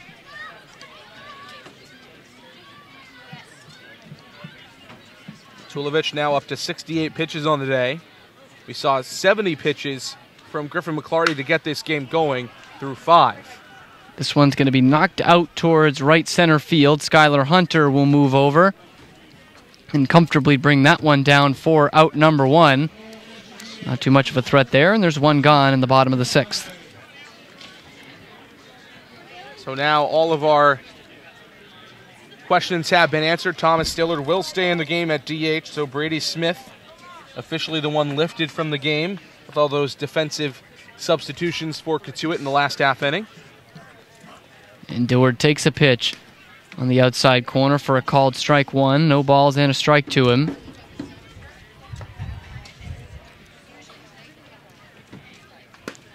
One going to miss up letter high. Evens things at a ball and a strike. Dillard is 0 for 1 today. Struck out swinging in the 1st inning. And was then hit by a pitch by Matulovic in the 4th, quickly erased after a double play. And he's going to foul this one straight back into the chain-linked fence. Puts the count at 1-2 with 1 out, nobody aboard. To the chest here is that 1-2 pitch, and it runs inside. And will miss for ball 2. 2 balls, 2 strikes. To the left-handed hitting designated hitter from Ole Miss. Going to slap this one, but behind home plate, he reached out to get it. And will foul it back, so that's where the count stays, 2-2.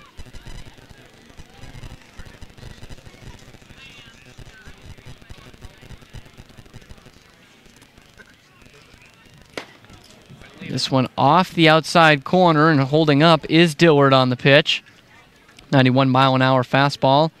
Runs outside to run the count full to 3-2.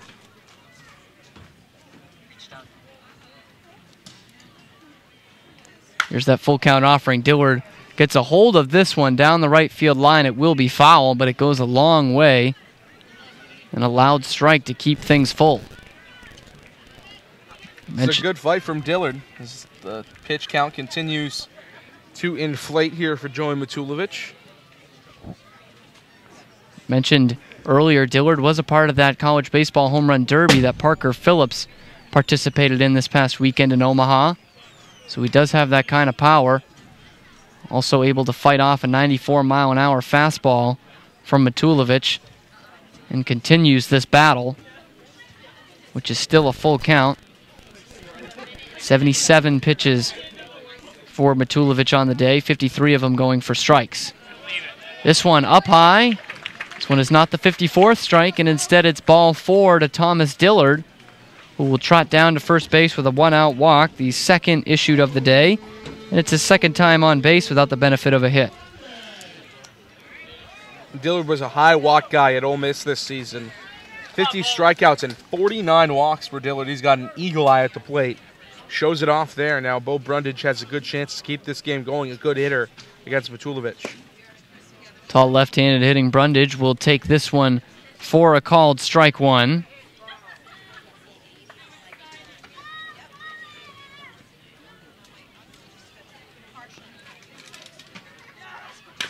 Next offering to him is going to be bounced to second base, could be 2. They flip onto second for 1, and holding it there is Sahid Valenzuela. Brundage chugging down that line is able to beat things out, so it'll go just as a 6-4 fielder's choice, and that's how Brundage will reach. It's the second time Dillard got on base today, and the second time he was eliminated by the ground ball right after it. So there's 2 outs and a man on first. It's the new first baseman, Zach Bierman, who will hit in Brady Smith's spot. We'll take this pitch for a called strike. Over the outside corner, he's down 0-1. Bierman out of Coastal Carolina, 260 on the year, a couple of homers, 12 RBI. That's from the left side. And will swing and a miss at a hard change up there by Matulovic. The count's going to go to 0-2 on him. If you remember, Cam, back to the home game versus Cotuit, Zach Bierman's the one that almost killed us. Fouled one off into the plexiglass, protecting in front of our booth. And he won't get that opportunity here. Elevated fastball. Matulovic gets him to cut and miss for strike 3. Another strikeout brought to you by the law offices of Lang, Exifaris, and Bullard. And we are on to the 7th. Matulovic leaves another one stranded, gets some handshakes from Jim Lawler, and he has a 2-0 lead for his Gatemen here on the Gatemen Baseball Network. Located along the Cape Cod Canal, Keystone Place at Buzzards Bay is the area's newest rental independent living, assisted living, and memory care community. With some of the area's largest apartments and an ultra-inclusive monthly service package, Keystone Place is a life-fulfilling retirement community unlike any other. Distinct assisted living and memory care programs provide personal care services according to each individual's needs. Discover Keystone Place, the best option for meeting the care and support needs of seniors on Cape Cod. Clobbered high and deep to right center field, and this one is gone. A home run. Eastern Propane and Oil is the Wareham Gatemen home run sponsor. Each time a home run is hit by a Gatemen player, Eastern Propane and Oil donates a camp scholarship to a deserving youth. Eastern Propane and Oil, we're in your neighborhood. The Gatemen would like to thank Wareham Country Market for helping to feed the Gatemen players and staff after games. They are located about a quarter of a mile from the field on Route 6, offering a convenience store, a Dunkin' Donuts, and a deli.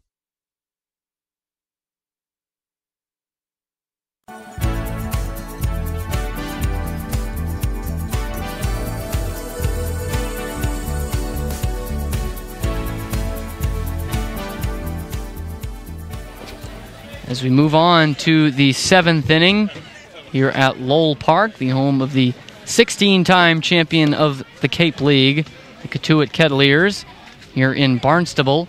2-0 the score. The Gatemen lead the host Kettleers. And it will be 9-1-2 expected in the order for the Gatemen. Skylar Hunter, followed by Jeremy Idens and Sahid Valenzuela.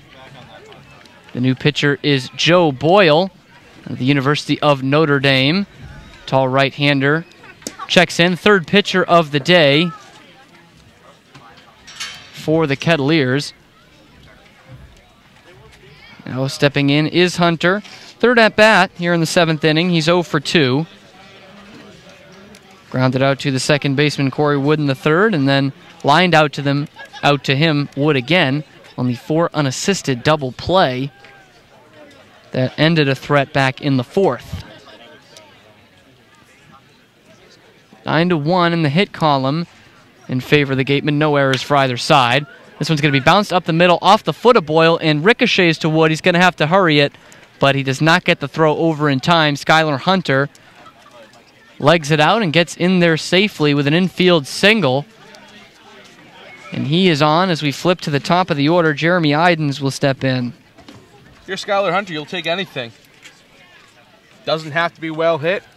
You just have to reach base, especially with the speed he has. He is dangerous on the base paths, and now the top of the order for the Gatemen. That's exactly how you want 9-1 to transition. Get 9 on and let the top of the order do the damage. Idens' first pitch swinging, jammed on it, but will rifle it foul off to the right ahead of the Gatemen dugout. He's behind in the count 0-1.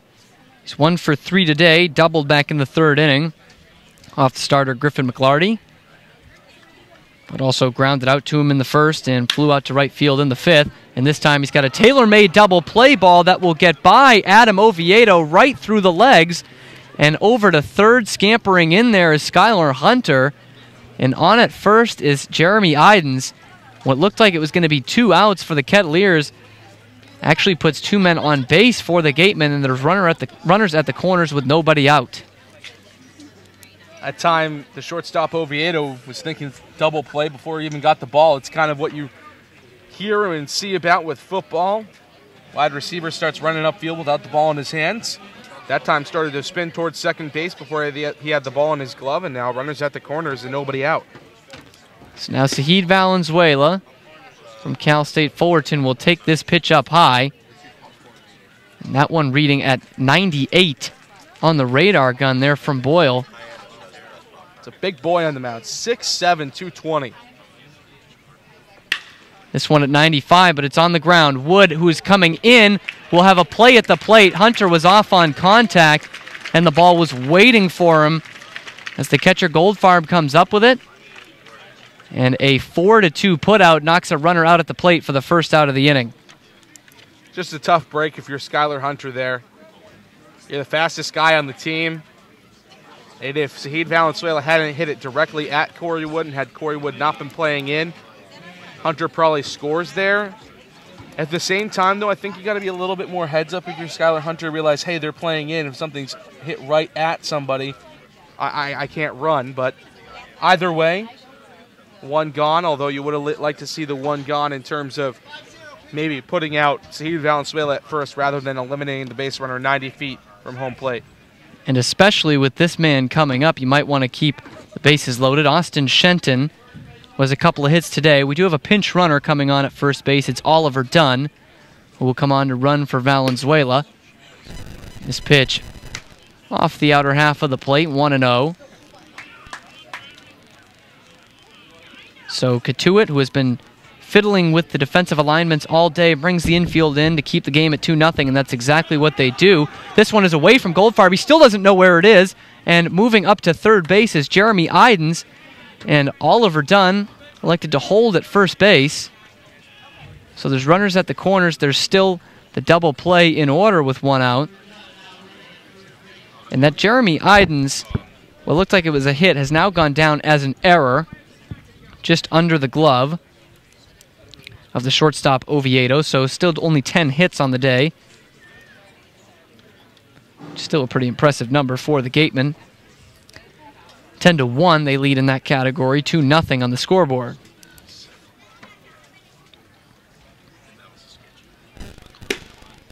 Two-0 pitch, runs outside, and Shenton's ahead of the count, 3-0. Being careful with him, and Lyle Lockhart waits on deck for Wareham. That's one of the things with a guy like Boyle who throws so hard and has such raw arm talent. 3-0, Shenton taking all the way. It's a breaking ball there, and will break too far low and inside, and going down to first base is Austin Shenton. So he's got a 1-out walk, and now the bases are loaded. The ball that got away from Goldfarb doesn't matter too much now. And it will be Lyle Lockhart who will step in. He's reached on a fielder's choice. He did that in the 3rd inning. And then his last time up in the 5th, off Luc Chevalier, hit one all the way to the warning track in center field, in which the fence is only 397 feet. But he hit it right on the button, but was retired with a flyout. First pitch to him with the bases loaded is going to miss low and in, up by his shins, and that puts him ahead of the count 1-0. Talk about changing speeds. That breaking ball from Boyle coming in at 85. That's about how fast Griffin McClarty was throwing the fastball to get this game going. And this one is going to come well inside and is going to plunk Lockhart on the foot just below the shin protector. So coming home is Idens with the 3rd run of the game for the Gatemen. They now lead 3-0. And that might be the day for Boyle. We have signaled to the bullpen. We're going to have a new pitcher for the Kettleers, and we'll give you who that is when we come back. 3-0 Gatemen here on the Gatemen Baseball Network. At the intersection of Route 195 and 28, Wareham Crossing, home of Lowe's, Target, and Red Robin, is the sponsor of the Gatemen Intern Program. They help to provide a world-class internship experience in broadcasting, marketing, sports management, and baseball operations. Check out Wareham Crossing's schedule for this year's Summer Movie Night Series. Make sure you sign your child up today for the Gatemen Robertson's GMC Youth Clinics. This year we have 5 one-week sessions for children 5 to 14. We also have 2 special sessions for hitting and pitching open to teens. Registration is available online at gatemen.org or through forms available at the merchandise booth. The 80 Makepeace Company also owns and operates Reed Custom Soils, the area's leading manufacturer of custom soils, including CU structural soil and Rooflight certified green roof media. Reed Custom Soils is also a manufacturer and distributor of baseball infield mix and conditioners. To learn more, visit 80makepeace.com or reedcustomsoils.com. Gatemen Baseball is officially sponsored by Robertson's GMC, the truck professionals. Located just 2 miles away on Cranberry Highway, we are proud to sponsor the Gatemen Youth Clinic for 2018. Robertson's GMC. We are professional grade. Power like a pro.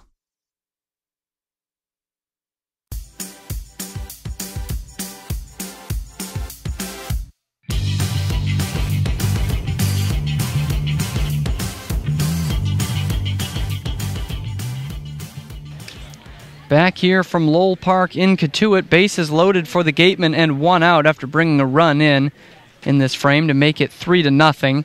Now on the mound for them is the left-hander Ryan Smith for the Kettleers out of Princeton. 1-0 on the year in his 7 relief appearances, a 1.12 ERA. Struck out 6 and walked 8 in 8 innings pitched. He did pitch in that first meeting of the season back on June 14th at Spillane Field, a 4-2 Gatemen victory. Pitched a third of an inning, faced 1 batter, and struck him out. Very efficient day for him. He now deals with the lefty Pavin Parks. The bases loaded and 1 gone. Breaking ball, first pitch swinging, is off to the left and out of play. His last time out for Smith, pitched just 2/3 of an inning and gave up a run on a hit and walked 2 in 5 batters faced.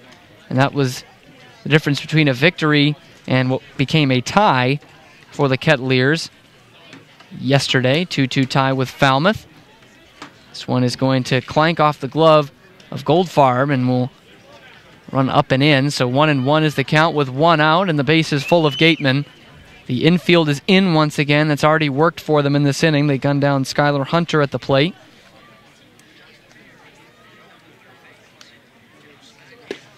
1-1, going to miss outside to Parks. So he's out of the count, 2 balls and 1 strike.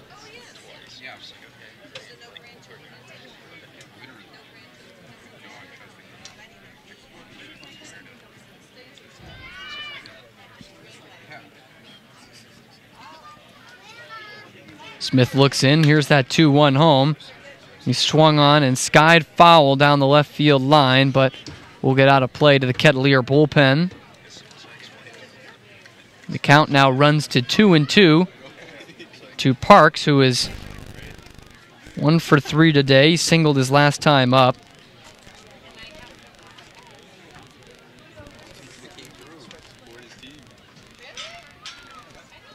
And Parks goes fishing on this pitch, 74 miles an hour and down in the dirt. No tag need applied with the bases loaded, and That's a big strikeout for Smith and the Kettleers. There's 2 out in the inning.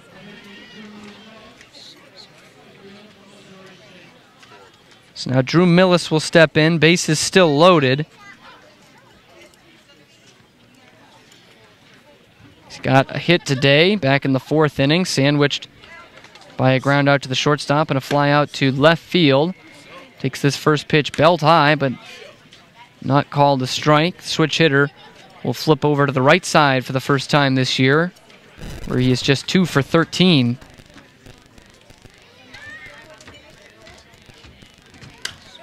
(1-0) to him is going to be fouled off to the right and out of play.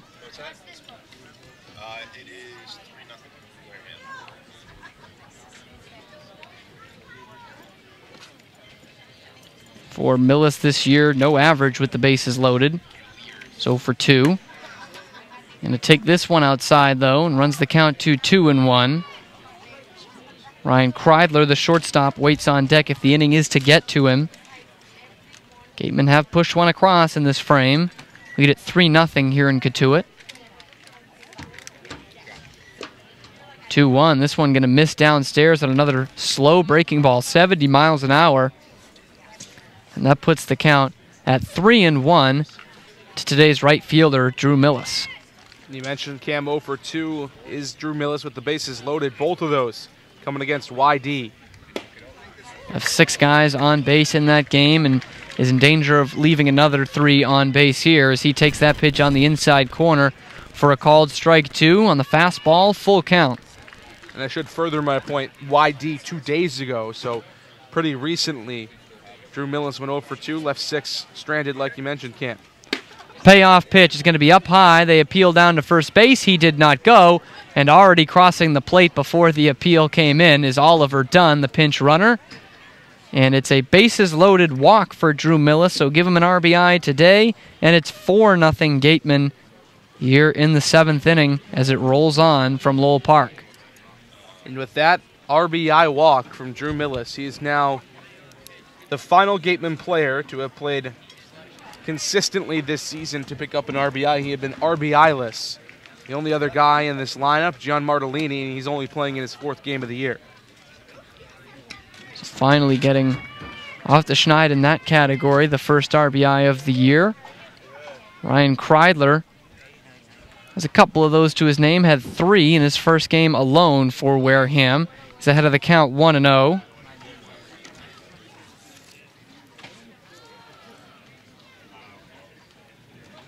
In fact, Kreidler has 7 RBI on the year for Wareham. Base is still loaded, 2 out. Takes this pitch on the inside corner for a called strike 1, evens things up. He's got a couple of singles today, 2 for 3. Singled in the 2nd and the 4th. And then grounded out to third base his last time up in the 6th. Going to bounce this one, a high chopper up the middle. Wood, a step over to his right to the second base bag, makes the force out that ends the inning. So the Gatemen leave them loaded, but they push 2 more across. They lead 4-0 as we head to the stretch here on the Gatemen Baseball Network. Shop from home year-round on Gatemen.org. You can customize your Gatemen gear from any device, anywhere. We offer a large selection of apparel and unique gifts 24/7, 365. Hard to find sizes, colors, and styles. Youth Clinic registration is also available. Visit us today and remember us for holiday gifts at Gatemen.org. Cape Cod Healthcare is the leading provider of healthcare services for residents and visitors of Cape Cod, with 2 acute care hospitals and more than 450 physicians. For more information, please visit capecodhealth.org. Cape Cod Healthcare, expert physicians, quality hospitals, superior care. Mezza Luna is a family-run Italian restaurant celebrating 80 years in business. Located on Main Street in Buzzards Bay, Mezza Luna specializes in Italian cuisine, a lunch menu that's the best deal in town, and serves Cape Cod's famous prime rib every Wednesday and Saturday. Come enjoy the feast at Mezza Luna, the Italian family restaurant.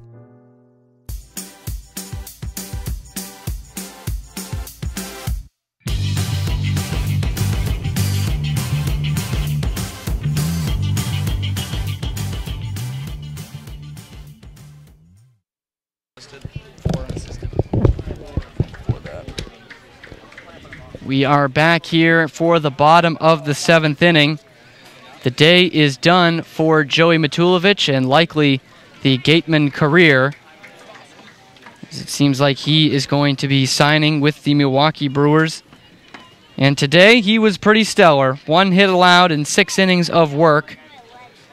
Only struck out 3, but kept the Cotuit Kettleers off the scoreboard and left the Gatemen faithful clapping and the Brewers faithful salivating for him to sign a deal with Milwaukee. Cody Carroll is now going to be the man that relieves him, protecting now a 4-0 lead for the Gatemen here on the Gatemen Baseball Network.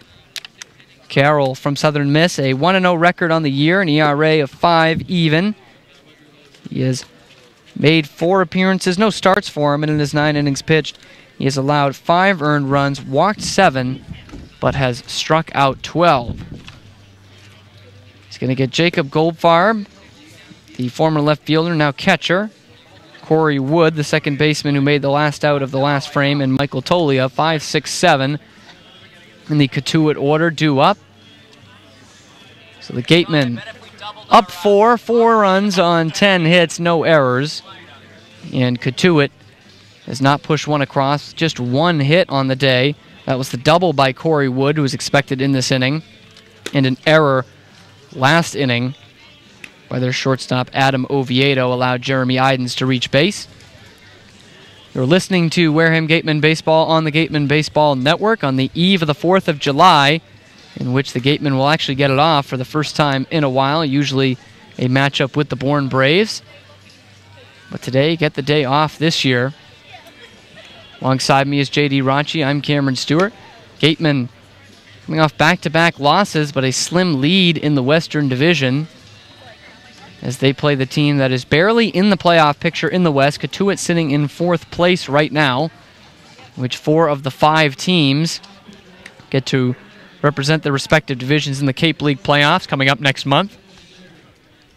Gatemen snuck in as that 4 seed in 2017 and went to the Western Division Finals after knocking off top-seeded Falmouth, and were eventually knocked out by those Bourne Braves, who were able to defeat them 2 nights ago. So now we're about ready to play the bottom of the 7th inning.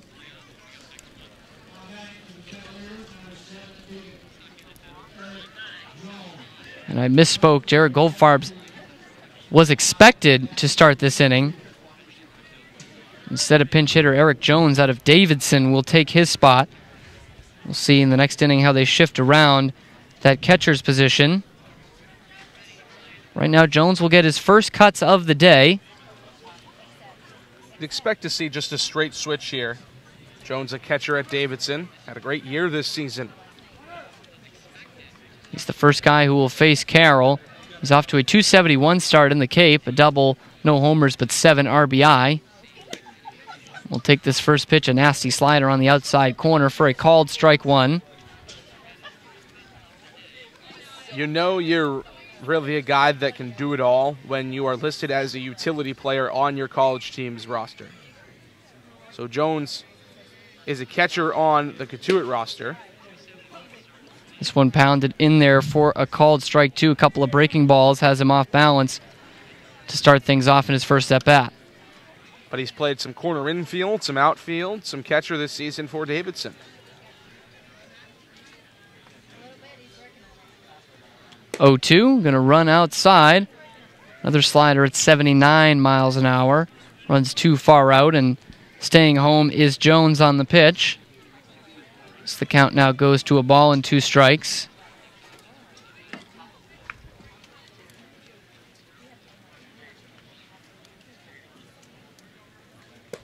And this time, sticking with the slider, and this time Jones offers at it.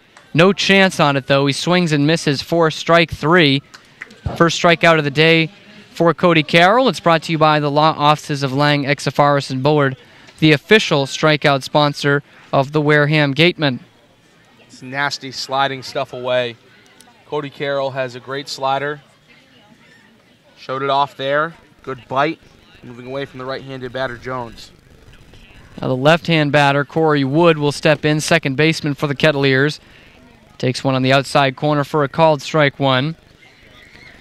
Again, he has the only hit of the day for Cotuit, a double his last time up back in the 5th inning. One that was just inside the foul line and just past the diving Lyle Lockhart. He's going to bounce that one that direction again. Lockhart will underhand flip to Cody Carroll, who covers and gets there in time. 2 up and 2 down for Carroll in the Cotuit half of the 7th inning. And after such an impressive performance from Joey Matulovic, you get a little worried that maybe Cody Carroll has a little bit of pressure on him to do something similar, but he's settled in nicely here through the first 2 batters he's faced. Strikeout and a weak ground out. Sliders looked good, and that's his big pitch, his put-out pitch, his go-to offering, so he's looked good thus far. First pitch is going to run inside to Michael Tolia. Tolia's 0 for 2 today, flew out to left field in the 2nd, then grounded back to the pitcher, who is still Matulovic, in the 5th inning. He's going to bounce this one to the pitcher again. This time it's Cody Carroll, and he will walk it over to first base, underhand flip to Lyle Lockhart for the out that retires the side. We have played 7 full here from Lowell Park in Cotuit. 4-0 the score of the Gatemen over the Kettleers here on the Gatemen Baseball Network. Folks, after the game, be sure to visit El Mariachi on Main Street for the best Mexican food in Wareham. The cantina provides a delicious late-night snack accompanied by fun cocktails. Learning at Curry College extends beyond the classroom and is embedded in all that they do. Curry prepares students to engage in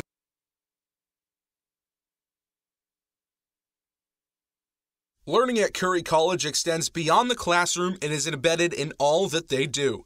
Curry prepares students to engage in successful careers and active citizenship with a global perspective.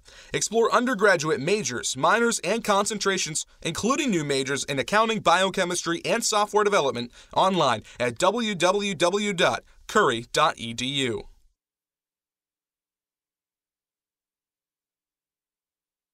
Get Gatemen gear. Check out the latest styles and colors of your favorite Gatemen apparel. Also in stock, a large selection of Cape League items, including tickets to the All-Star Game. Test your pitching speed and pick up a souvenir ball, all at our merchandise booth.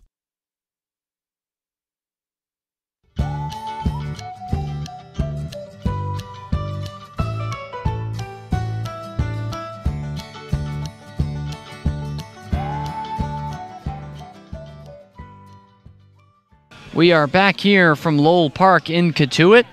It's 4-0 Wareham leading the Kettleers.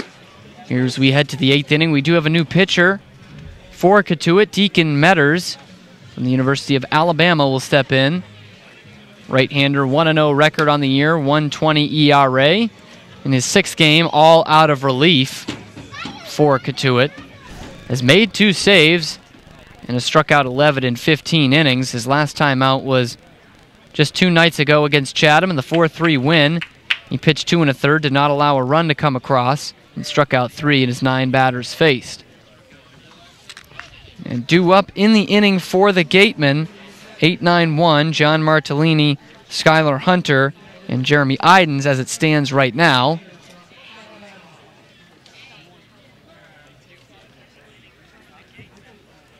Martellini steps in. First pitch to him is a looping breaking ball, and in there for a called strike. Martellini is 0 for 3 today. Fly out, a couple of flyouts and a strikeout. And he's going to rip this one down the left field line for a solid knock, and it's going to get a big turn from Martellini trying to stretch it into a double, and he's going to slide in there safely. A cavalier play out there in left field by Robertson. And he does not get it over there quickly enough. And John Martellini gets his first hit of the day. Got to feel good for him. A leadoff double to start things in the 8th inning off Metters.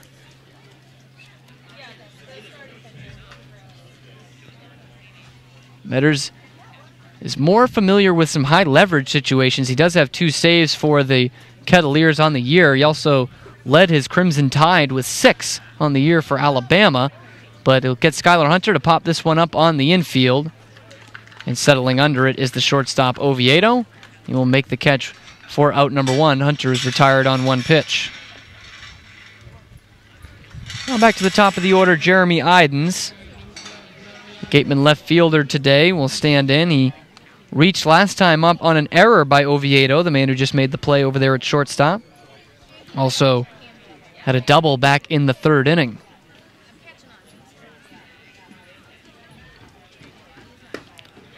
First offering to him is a breaking ball that's left up high and left up too high. For a ball 1-0, Idens is ahead of the count.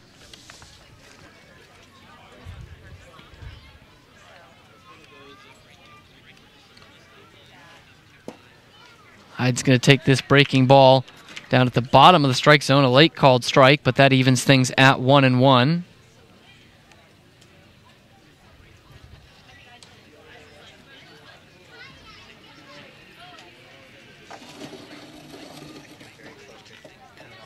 One to him is going to be roped foul down the left field line. Third base coach Mike Mobbs able to hop over that one. And the count now runs to 1-2.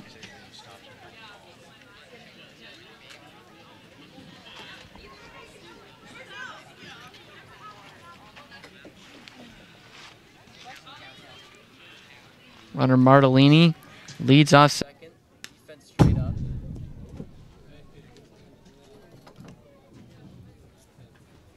Fouls that last pitch back, runs it to 1-2.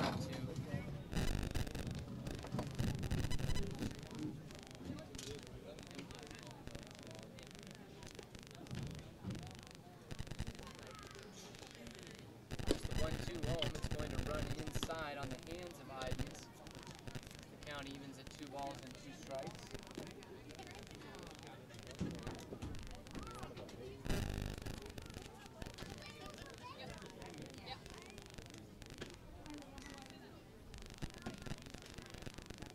Headers comes home, the 2-2. This one going to be up in the same spot and missing inside and high, so that will run the count full. 3 balls and 2 strikes to the Gatemen left fielder.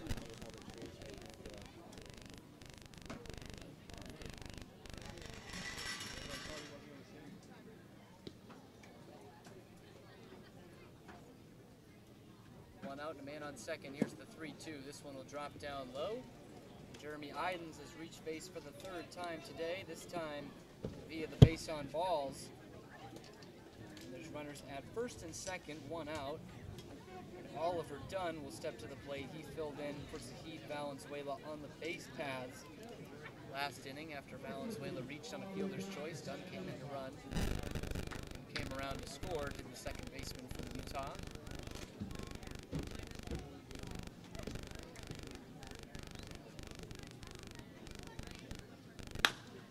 First pitch swing and ground it to first base, and throwing down to second, they'll get the out there. So a fielder's choice he reaches on. Bierman made sure to get the man Idens going down into scoring position, but that puts runners on the corners. Here with 2 outs now in the 8th inning.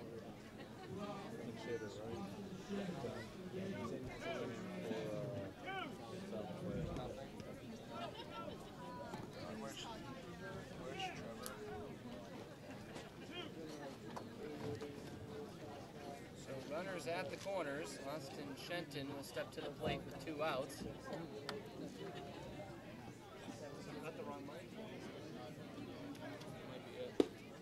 First pitch looping breaking ball into Austin Shenton. And this misses outside for ball 1, 1-0. Runners at the corners after Oliver Dunn bounced into a fielder's choice. And the Jeremy Idens walk. So Idens was eliminated on the play. And Martellini, after the double, is at third, Dunn at first, and a 2-0 count to the Gatemen third baseman Austin Shenton. Yep, we're good now. I'm just an idiot. Shenton going to slap this one, bloop it into left field for a base hit. So he does go to the opposite field this time, and he'll be rewarded with an RBI. John Martellini will come in to score. And it's now 5-0 Gatemen here in the 8th inning. And runners at first and second ahead of Lyle Lockhart. So Shenton The second RBI of the day, delivered an RBI single in the third. He's 3 for 4 today with 3 singles. Lyle Lockhart will step in now. The Houston Cougar has reached base twice via fielder's choice in the third and a hit by pitch his last time up, which gave him an RBI. And he's going to put a ride into this one for the second time today, but for the second time today, it will hold up in center field, and the out is retired. We are through 7.5 here from Lowell Park in Cotuit. 5-0 Gatemen here in the Gatemen Baseball Network. Founded in 1854, the Wareham-based AD Makepeace Company is the world's largest cranberry grower and private property owner in eastern Massachusetts. The company supports organizations like the Wareham Gatemen and projects like the outdoor cranberry bog classroom that you may have passed on your way in. Visit admakepeace.com to learn more. Located in Wareham Crossing, Coastal Orthodontics, longtime sponsor of the Wareham Gatemen, knows the importance of a healthy smile. Dr. Kevin Oliveira and his team at Coastal Orthodontics are a patient-focused practice, delivering professional, effective orthodontic treatment based on the individual clinical needs of each patient, resulting in beautiful smiles in a timely manner. With 10 years of experience using Invisalign, Coastal Orthodontics uses the most up-to-date dental equipment. Village Signs of Mattapoisett. They do it all, from logo design, trucks and buildings, to boats. Village Signs has proudly served southern New England for over 35 years. Visit them at villagesignsinc.com for all your signage needs.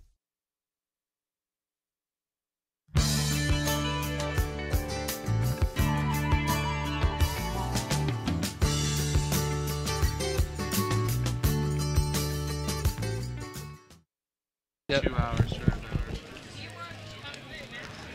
And now on to the bottom of the 8th, 5-0 the score. Cody Carroll out for his second inning of relief. His Gatemen ahead. Ryan Reynolds and Adam Oviedo, followed by Will Robertson, are the men due up for the Kettleers as of now.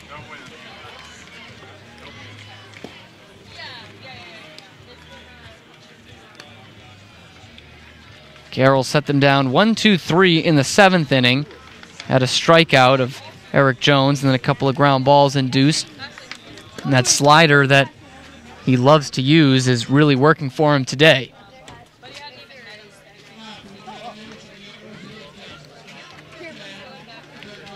So Ryan Reynolds, the Texas Longhorn, will get things started against the Southern Miss Golden Eagle in Cody Carroll.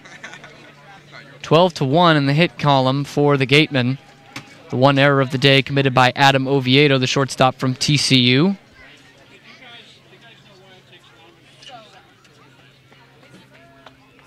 First offering to Reynolds is going to run up high, a fastball at 89. Missing 4-1, 1-0.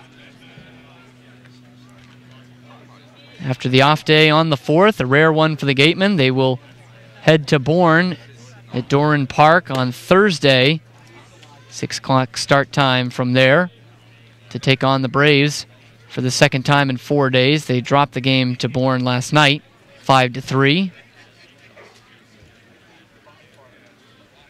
1-1 is the count to Reynolds. And we'll take this pitch on the outside corner for a called strike, 1-2. Just about dusk here in Cotuit, village in Barnstable. No lights here at Lowell Park, but bottom of the 8th, unless something crazy happens, we should be able to get the full game in. 5 o'clock start time here on the eve of the 4th. This one going to miss up and away from Carroll. Evens things at 2-2. The base is empty to lead off the inning for Ryan Reynolds.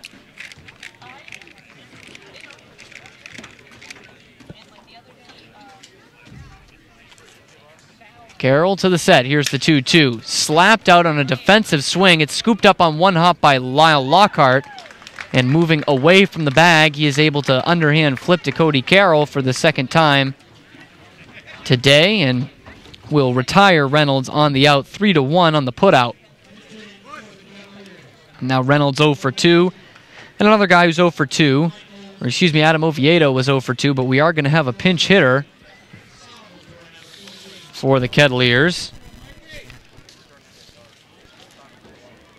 It's going to be Michael Salvatore from Trenton, New Jersey, and Florida State. Right-hander will step in and will bat in Oviedo's spot. So close the book on him, 0 for 2 with a strikeout and an error out in the field. A tough day for the TCU Horned Frog. First pitch breaking ball dropped in on the inner half for a called strike one, 0-1.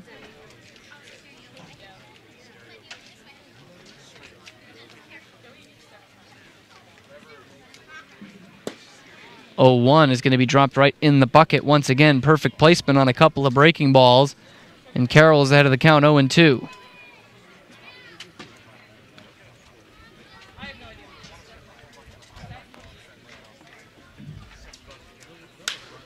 Defensive swing. He reaches out and pokes it foul down the right field line and out of play. Keeps things at 0-2 for the Florida State Seminole.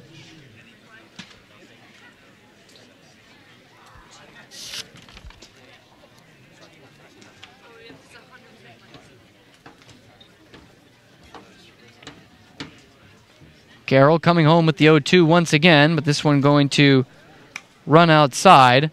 4-1, a ball and 2 strikes on Salvatore, who's hitting .286 on the summer. 6 hits, just 1 for extra bases, a double. Excuse me, 3 for extra bases, a double and 2 RBI. Excuse me, 2 homers and 10 RBI. This one runs outside and low on the slider once again from Carroll. That puts things at 2-2 with 1 man out in the inning and no men on base. This one's going to be popped up on the infield. Austin Shenton, the third baseman, is moving in. He's calling everyone off and will pull it down for the second out. 2 up and 2 down in the inning. And 5 up and 5 down so far on the outing. A nice bounce back for Cody Carroll. Back up to the top of the order, Will Robertson will bat. He's 0 for 3 today. Fly out to second base, ground out to second base, and a fly out to center field today. Takes the first pitch low and inside for a ball. They appeal down to the third base umpire, but nothing close to a swing from Robertson.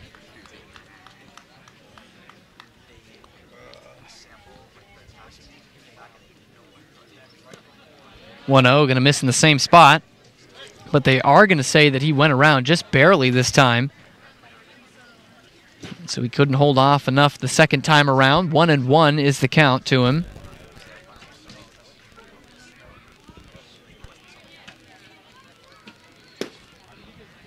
This one will miss low and away. So Martellini getting all kinds of dirt on that catcher's mitt, taking those low pitches. And he and his battery mate Cody Carroll are behind in the count. 2 balls and a strike. This one up, but away. So the count runs further in Robertson's favor. It's 3-1. For Robertson this year, a .300 average and a .391 OBP. He has walked 5 times on the summer. And we'll have to wait to try and draw another one, as this pitch is a changeup that's dropped in there for a called strike 2, full count to him.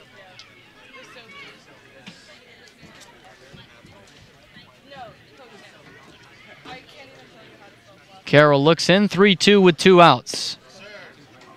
Just off the outside corner. Carroll really wanted that one. He slaps at the ball as he gets it returned to him from John Martellini, but down to first base with the 6th walk of the year is Will Robertson. And with 2 outs, the Kettleers have a man on base ahead of Thomas Dillard. The power threat. Still just 1 hit on the day for those Kettleers, who find themselves down 5-0 to the first place Wareham Gatemen. This one just going to miss a bit low off the inside corner. 1, 1-0.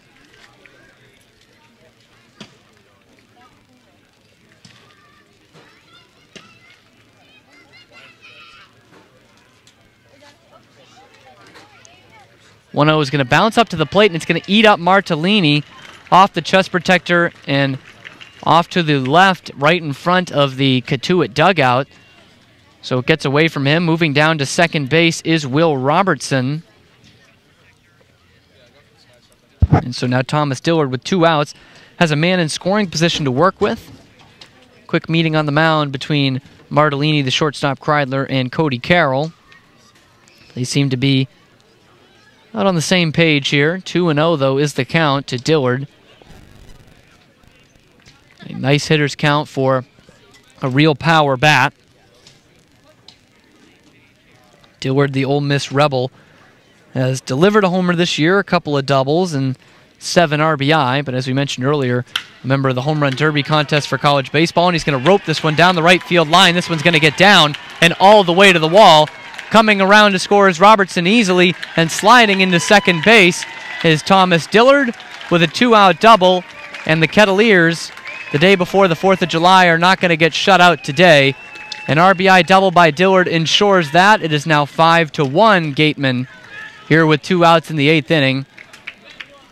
A little 2-out magic for Cotuit brings across their first run of the day.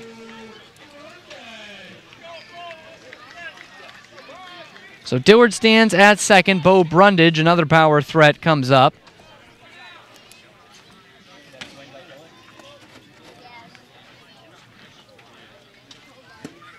Brundage going to take the first pitch down low for ball 1, a call that Carroll has not gotten all inning.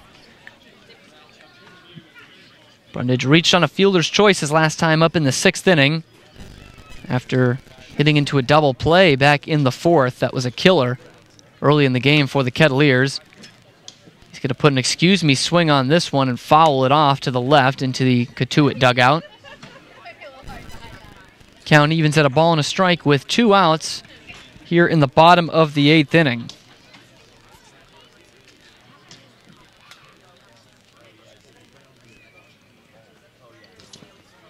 Carroll going to leave this slider down low and inside. He's starting to lose a bit of control here in the inning. Count goes to 2-1, and the most consistent high leverage guy in the back end of the Gatemen bullpen, Zach Hart from Franklin Pierce, is starting to get loose for Wareham.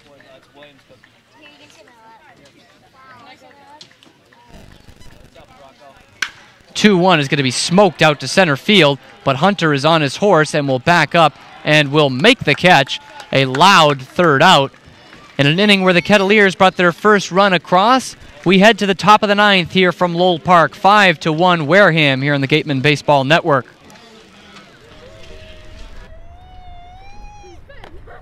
Beat the heat and join us at Waterways, a water experience unlike any other this side of the bridge. Open daily, head over to the water park on Route 28, the Cranberry Highway.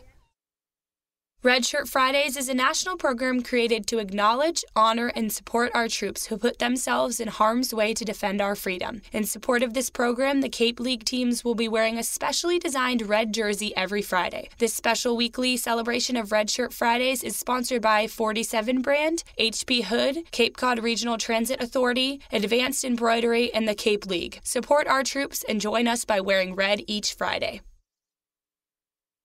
For a nostalgic Cape Cod vacation experience, head to Bay Motor Inn, where guests are treated like family. Located in the heart of Buzzards Bay Village, this 1950-style cottage colony still provides you with up-to-date amenities. The Gatemen thank the Bay Motor Inn for their support.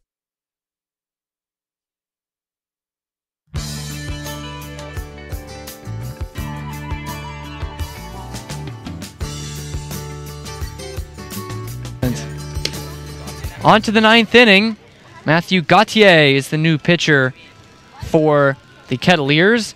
Canadian from Quebec and NC State, has an 0-1 record on the year with an ERA at 11.25 in his 4 games, all relief appearances. Started at Lower Canada College before transferring to the ACC at State. Pitched 4 innings this year, allowed 6 hits and 5 earned runs to come across. 4 walks in the 4 innings and just 1 man struck out. Comes into the game down 5-1.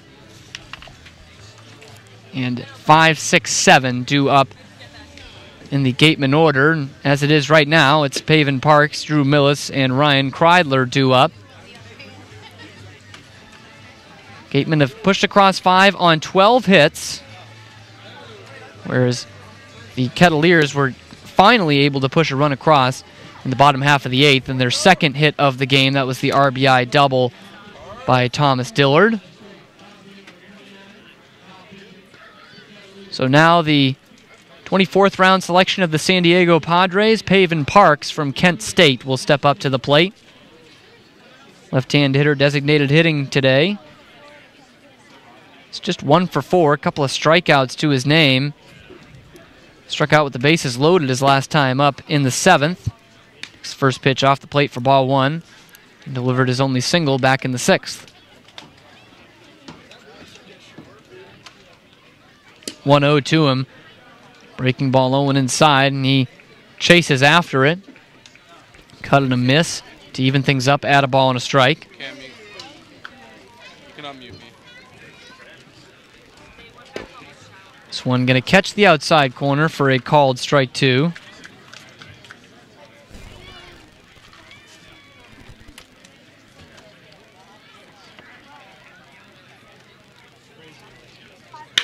Park's going to rope this one through the hole between first and second, and he will have a solid single, his second one of the day, and he gets things started in the top of the 9th inning for the 13th Gatemen hit of the day ahead of Drew Millis, the right fielder.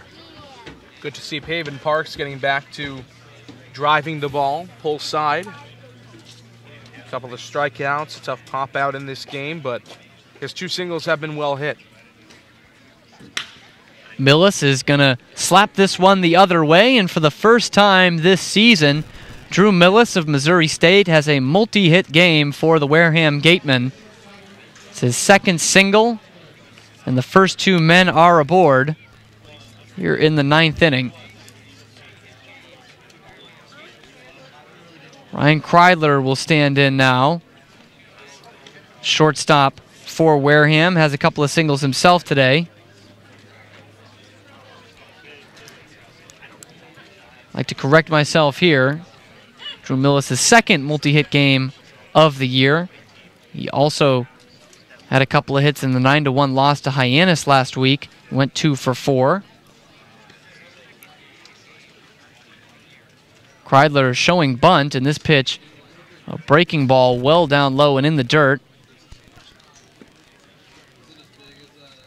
And that one is blocked by the new catcher, Eric Jones, wearing the black and red Davidson Wildcats catcher's gear.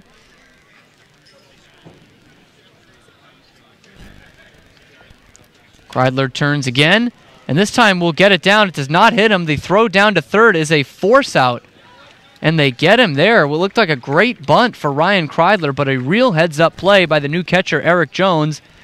Knew there was a force at third, throws it down there on a hop. Reynolds digs it out and retires Pavin Parks. So no sacrifice, runners at first and second once again, but this time with 1 out ahead of Gian Martellini. Just a tough outcome there for Ryan Kreidler. Got down a really good bunt, and that's just a heads-up, gutsy throw from Eric Jones. I guess that's called for in this situation, down 4 runs. And they stay that way and are in good position to stay that way, although Gian Martellini doubled his last time up to start things off in the 8th inning. Would come around to score for Wareham. That's his only hit. He's 1 for 4 today. But has men leading off of first and second, and will wait on this ball and sky it foul off to the right. And out of play. Count evens at 1-1 with 1 out and a couple men on. Playing him in double play depth. Second baseman and shortstop right up the middle, so a big hole between first and second base. And he's going to wait on this breaking ball that doesn't break, and he's going to sky it well out to left field, and this one is gone. Gian Martellini, in only his 4th game of the year for the Gatemen, puts a statement on the board here in the 9th inning. The Boston College Eagle with a loud 3-run homer to make it 8-1 Gatemen here in the 9th. Talk about taking advantage of your last 2 at-bats in this game. He looked feeble at the plate through his first 3 ABs, and now back-to-back extra base hits. This one a 3-run jack to left field, and it was pretty much gone right off the bat. So a great moment for John Martellini, who has struggled for playing time this year. Makes his mark on this game and extends that Gatemen lead from 4 runs to 7. First 2 miss outside to the center fielder, Skylar Hunter, who is 1 for 4 today, and ahead of the count 2-0. This one going to catch the strike zone, outside half, and count goes to 2-1 on him.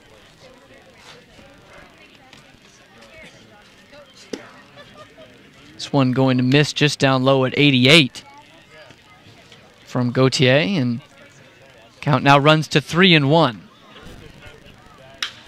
Hunter going to offer at that 3-1 pitch and sky it out to left field. And the out is going to be recorded there. So there's now 2 down in the 9th inning. Jeremy Idens will step to the plate representing the top of the order.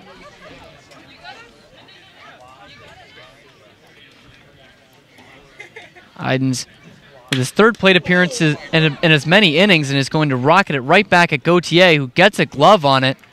Looks shaken up emotionally, if nothing else, but is able to get it over to first base for the out. The 3-run homer by John Martellini lights up the scoreboard here in the 9th. It's 8-1 as we head to the bottom half. Last chance for Cotuit coming up here on the Gatemen Baseball Network.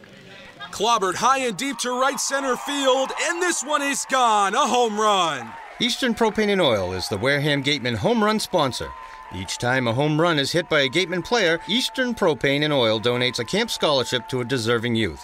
Eastern Propane and Oil, we're in your neighborhood. The Gatemen would like to thank Wareham Country Market for helping to feed the Gatemen players and staff after games. They are located about a quarter of a mile from the field on Route 6, offering a convenience store, a Dunkin' Donuts, and a deli. At the intersection of Route 195 and 28, Wareham Crossing, home of Lowe's, Target, and Red Robin, is the sponsor of the Gatemen Intern Program. They help to provide a world-class internship experience in broadcasting, marketing, sports management, and baseball operations. Check out Wareham Crossing's schedule for this year's Summer Movie Night Series.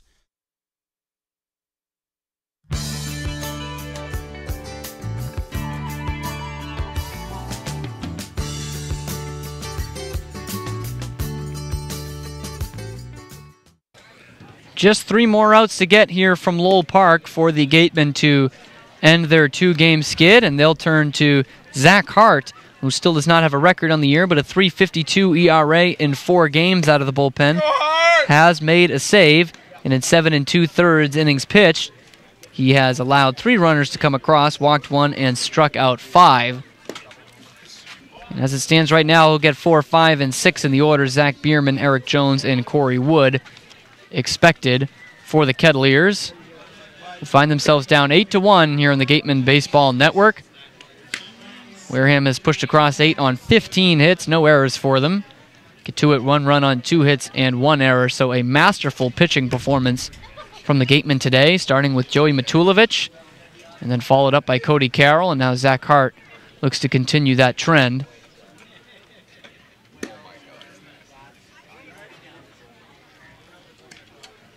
Gatemen looking to secure a blowout victory on the road as they head into the day off tomorrow, the 4th of July holiday off for them this year. And will travel to Bourne on Thursday to take on the Braves, whom they are 0-2 against this season. So Zach Bierman will step in. He came in for Brady Smith, the catcher, and his first at-bat in the 6th inning, his only at-bat today. He struck out against Cody Carroll.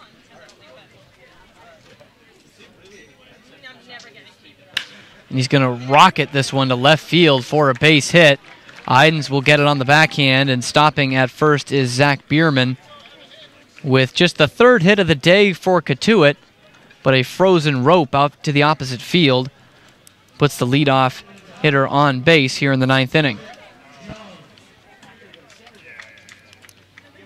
Eric Jones, who also struck out his first time up against Cody Carroll, will step in. 0 for 1 on the day.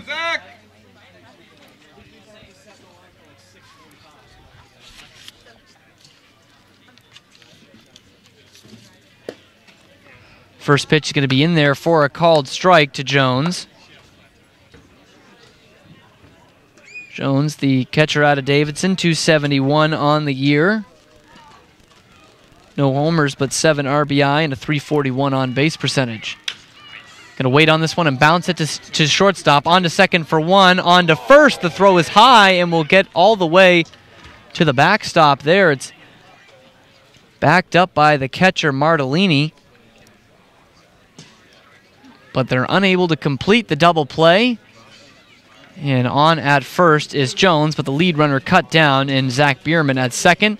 And there's one out in the ninth ahead of Corey Wood, the second baseman. Oliver Dunn just got a little bit too excited there.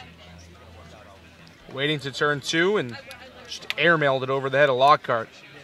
Lockhart's had a great game defensively at first. He can't catch everything, though. So Corey Wood steps in. Will take this one low and inside for a ball. He's 1 for 3 today. Doubled back in the 5th inning off Joey Matulovic. The only hit surrendered by the starter from Cal.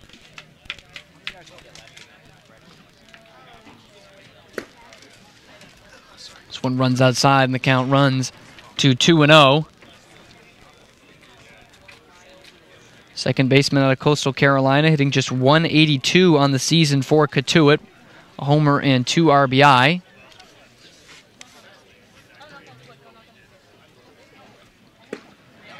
Big breaking ball in at 74 miles an hour. Drops to the top of the strike zone for a called strike one. 2-1 with one out in the 9th inning.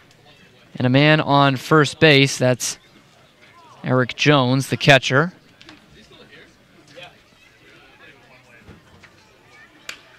He waits on it. He's going to pop it up behind home plate. A run for Gian Martellini in front of the Cotuit dugout. Is able to make a basket catch and avoid all of the stuff that sits in those Cotuit on deck circles. He leaps over them and makes the catch for out number 2. There's 2 down in the 9th inning. A little athleticism from Martellini. Didn't get too far off the ground, but still had to hop over the bat weights. A couple of extra base hits today. A home run in the last inning. A nice backup on the botched double play, and now that. It's a day to remember for Gian Martellini. 2 outs, and the first offering to Michael Tolia's grounded foul. Down the first base line, he's behind in the count, 0-1.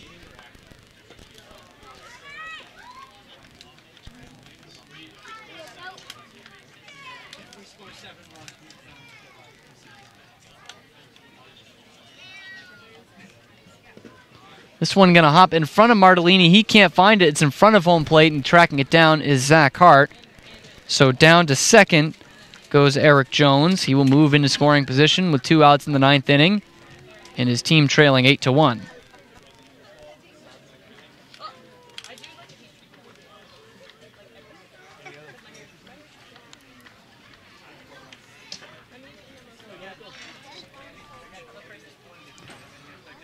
One home, going to drop outside. The fastball at 90 miles an hour. It's unable to find the plate, and the count will now run in Tolia's favor, 2-1. He's 0 for 3 today. A couple of ground outs to the pitcher, and a fly out to left field his first time up. He's going to send that one out to left field this time and pretty deep, but moving back on it is Jeremy Idens, and he will make the catch. That ends the ball game. A brilliant pitching performance from the Gatemen today earns them an 8-1 victory. Only 3 hits allowed by the combination of Joey Matulovic, Cody Carroll, and Zach Hart. And a dominant victory for Wareham going into the July 4th holiday, 8-1 over the Cotuit Kettleers at Lowell Park. Thank you for listening to this broadcast of Wareham Gatemen Baseball on the Gatemen Baseball Network. The general manager of the Wareham Gatemen is Andrew Lang. The producers of today's broadcast are Trevor Russo and Cam Gonzalez. Our sideline reporter is Mary Orders. Thanks to our writer, Ian Vicera, and today's play-by-play broadcasters, that would be me and J.D. Rachi.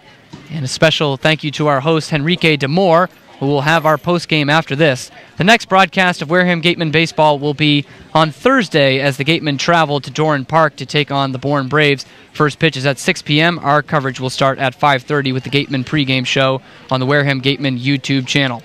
For everyone involved in today's broadcast, I'm Cameron Stewart. Thanks for tuning in to this presentation of Wareham Gatemen Baseball on the Gatemen Baseball Network. We're going to take a break here on the Gatemen Baseball Network, and after this, we will have the postgame show headed by our host, Henrique Demore.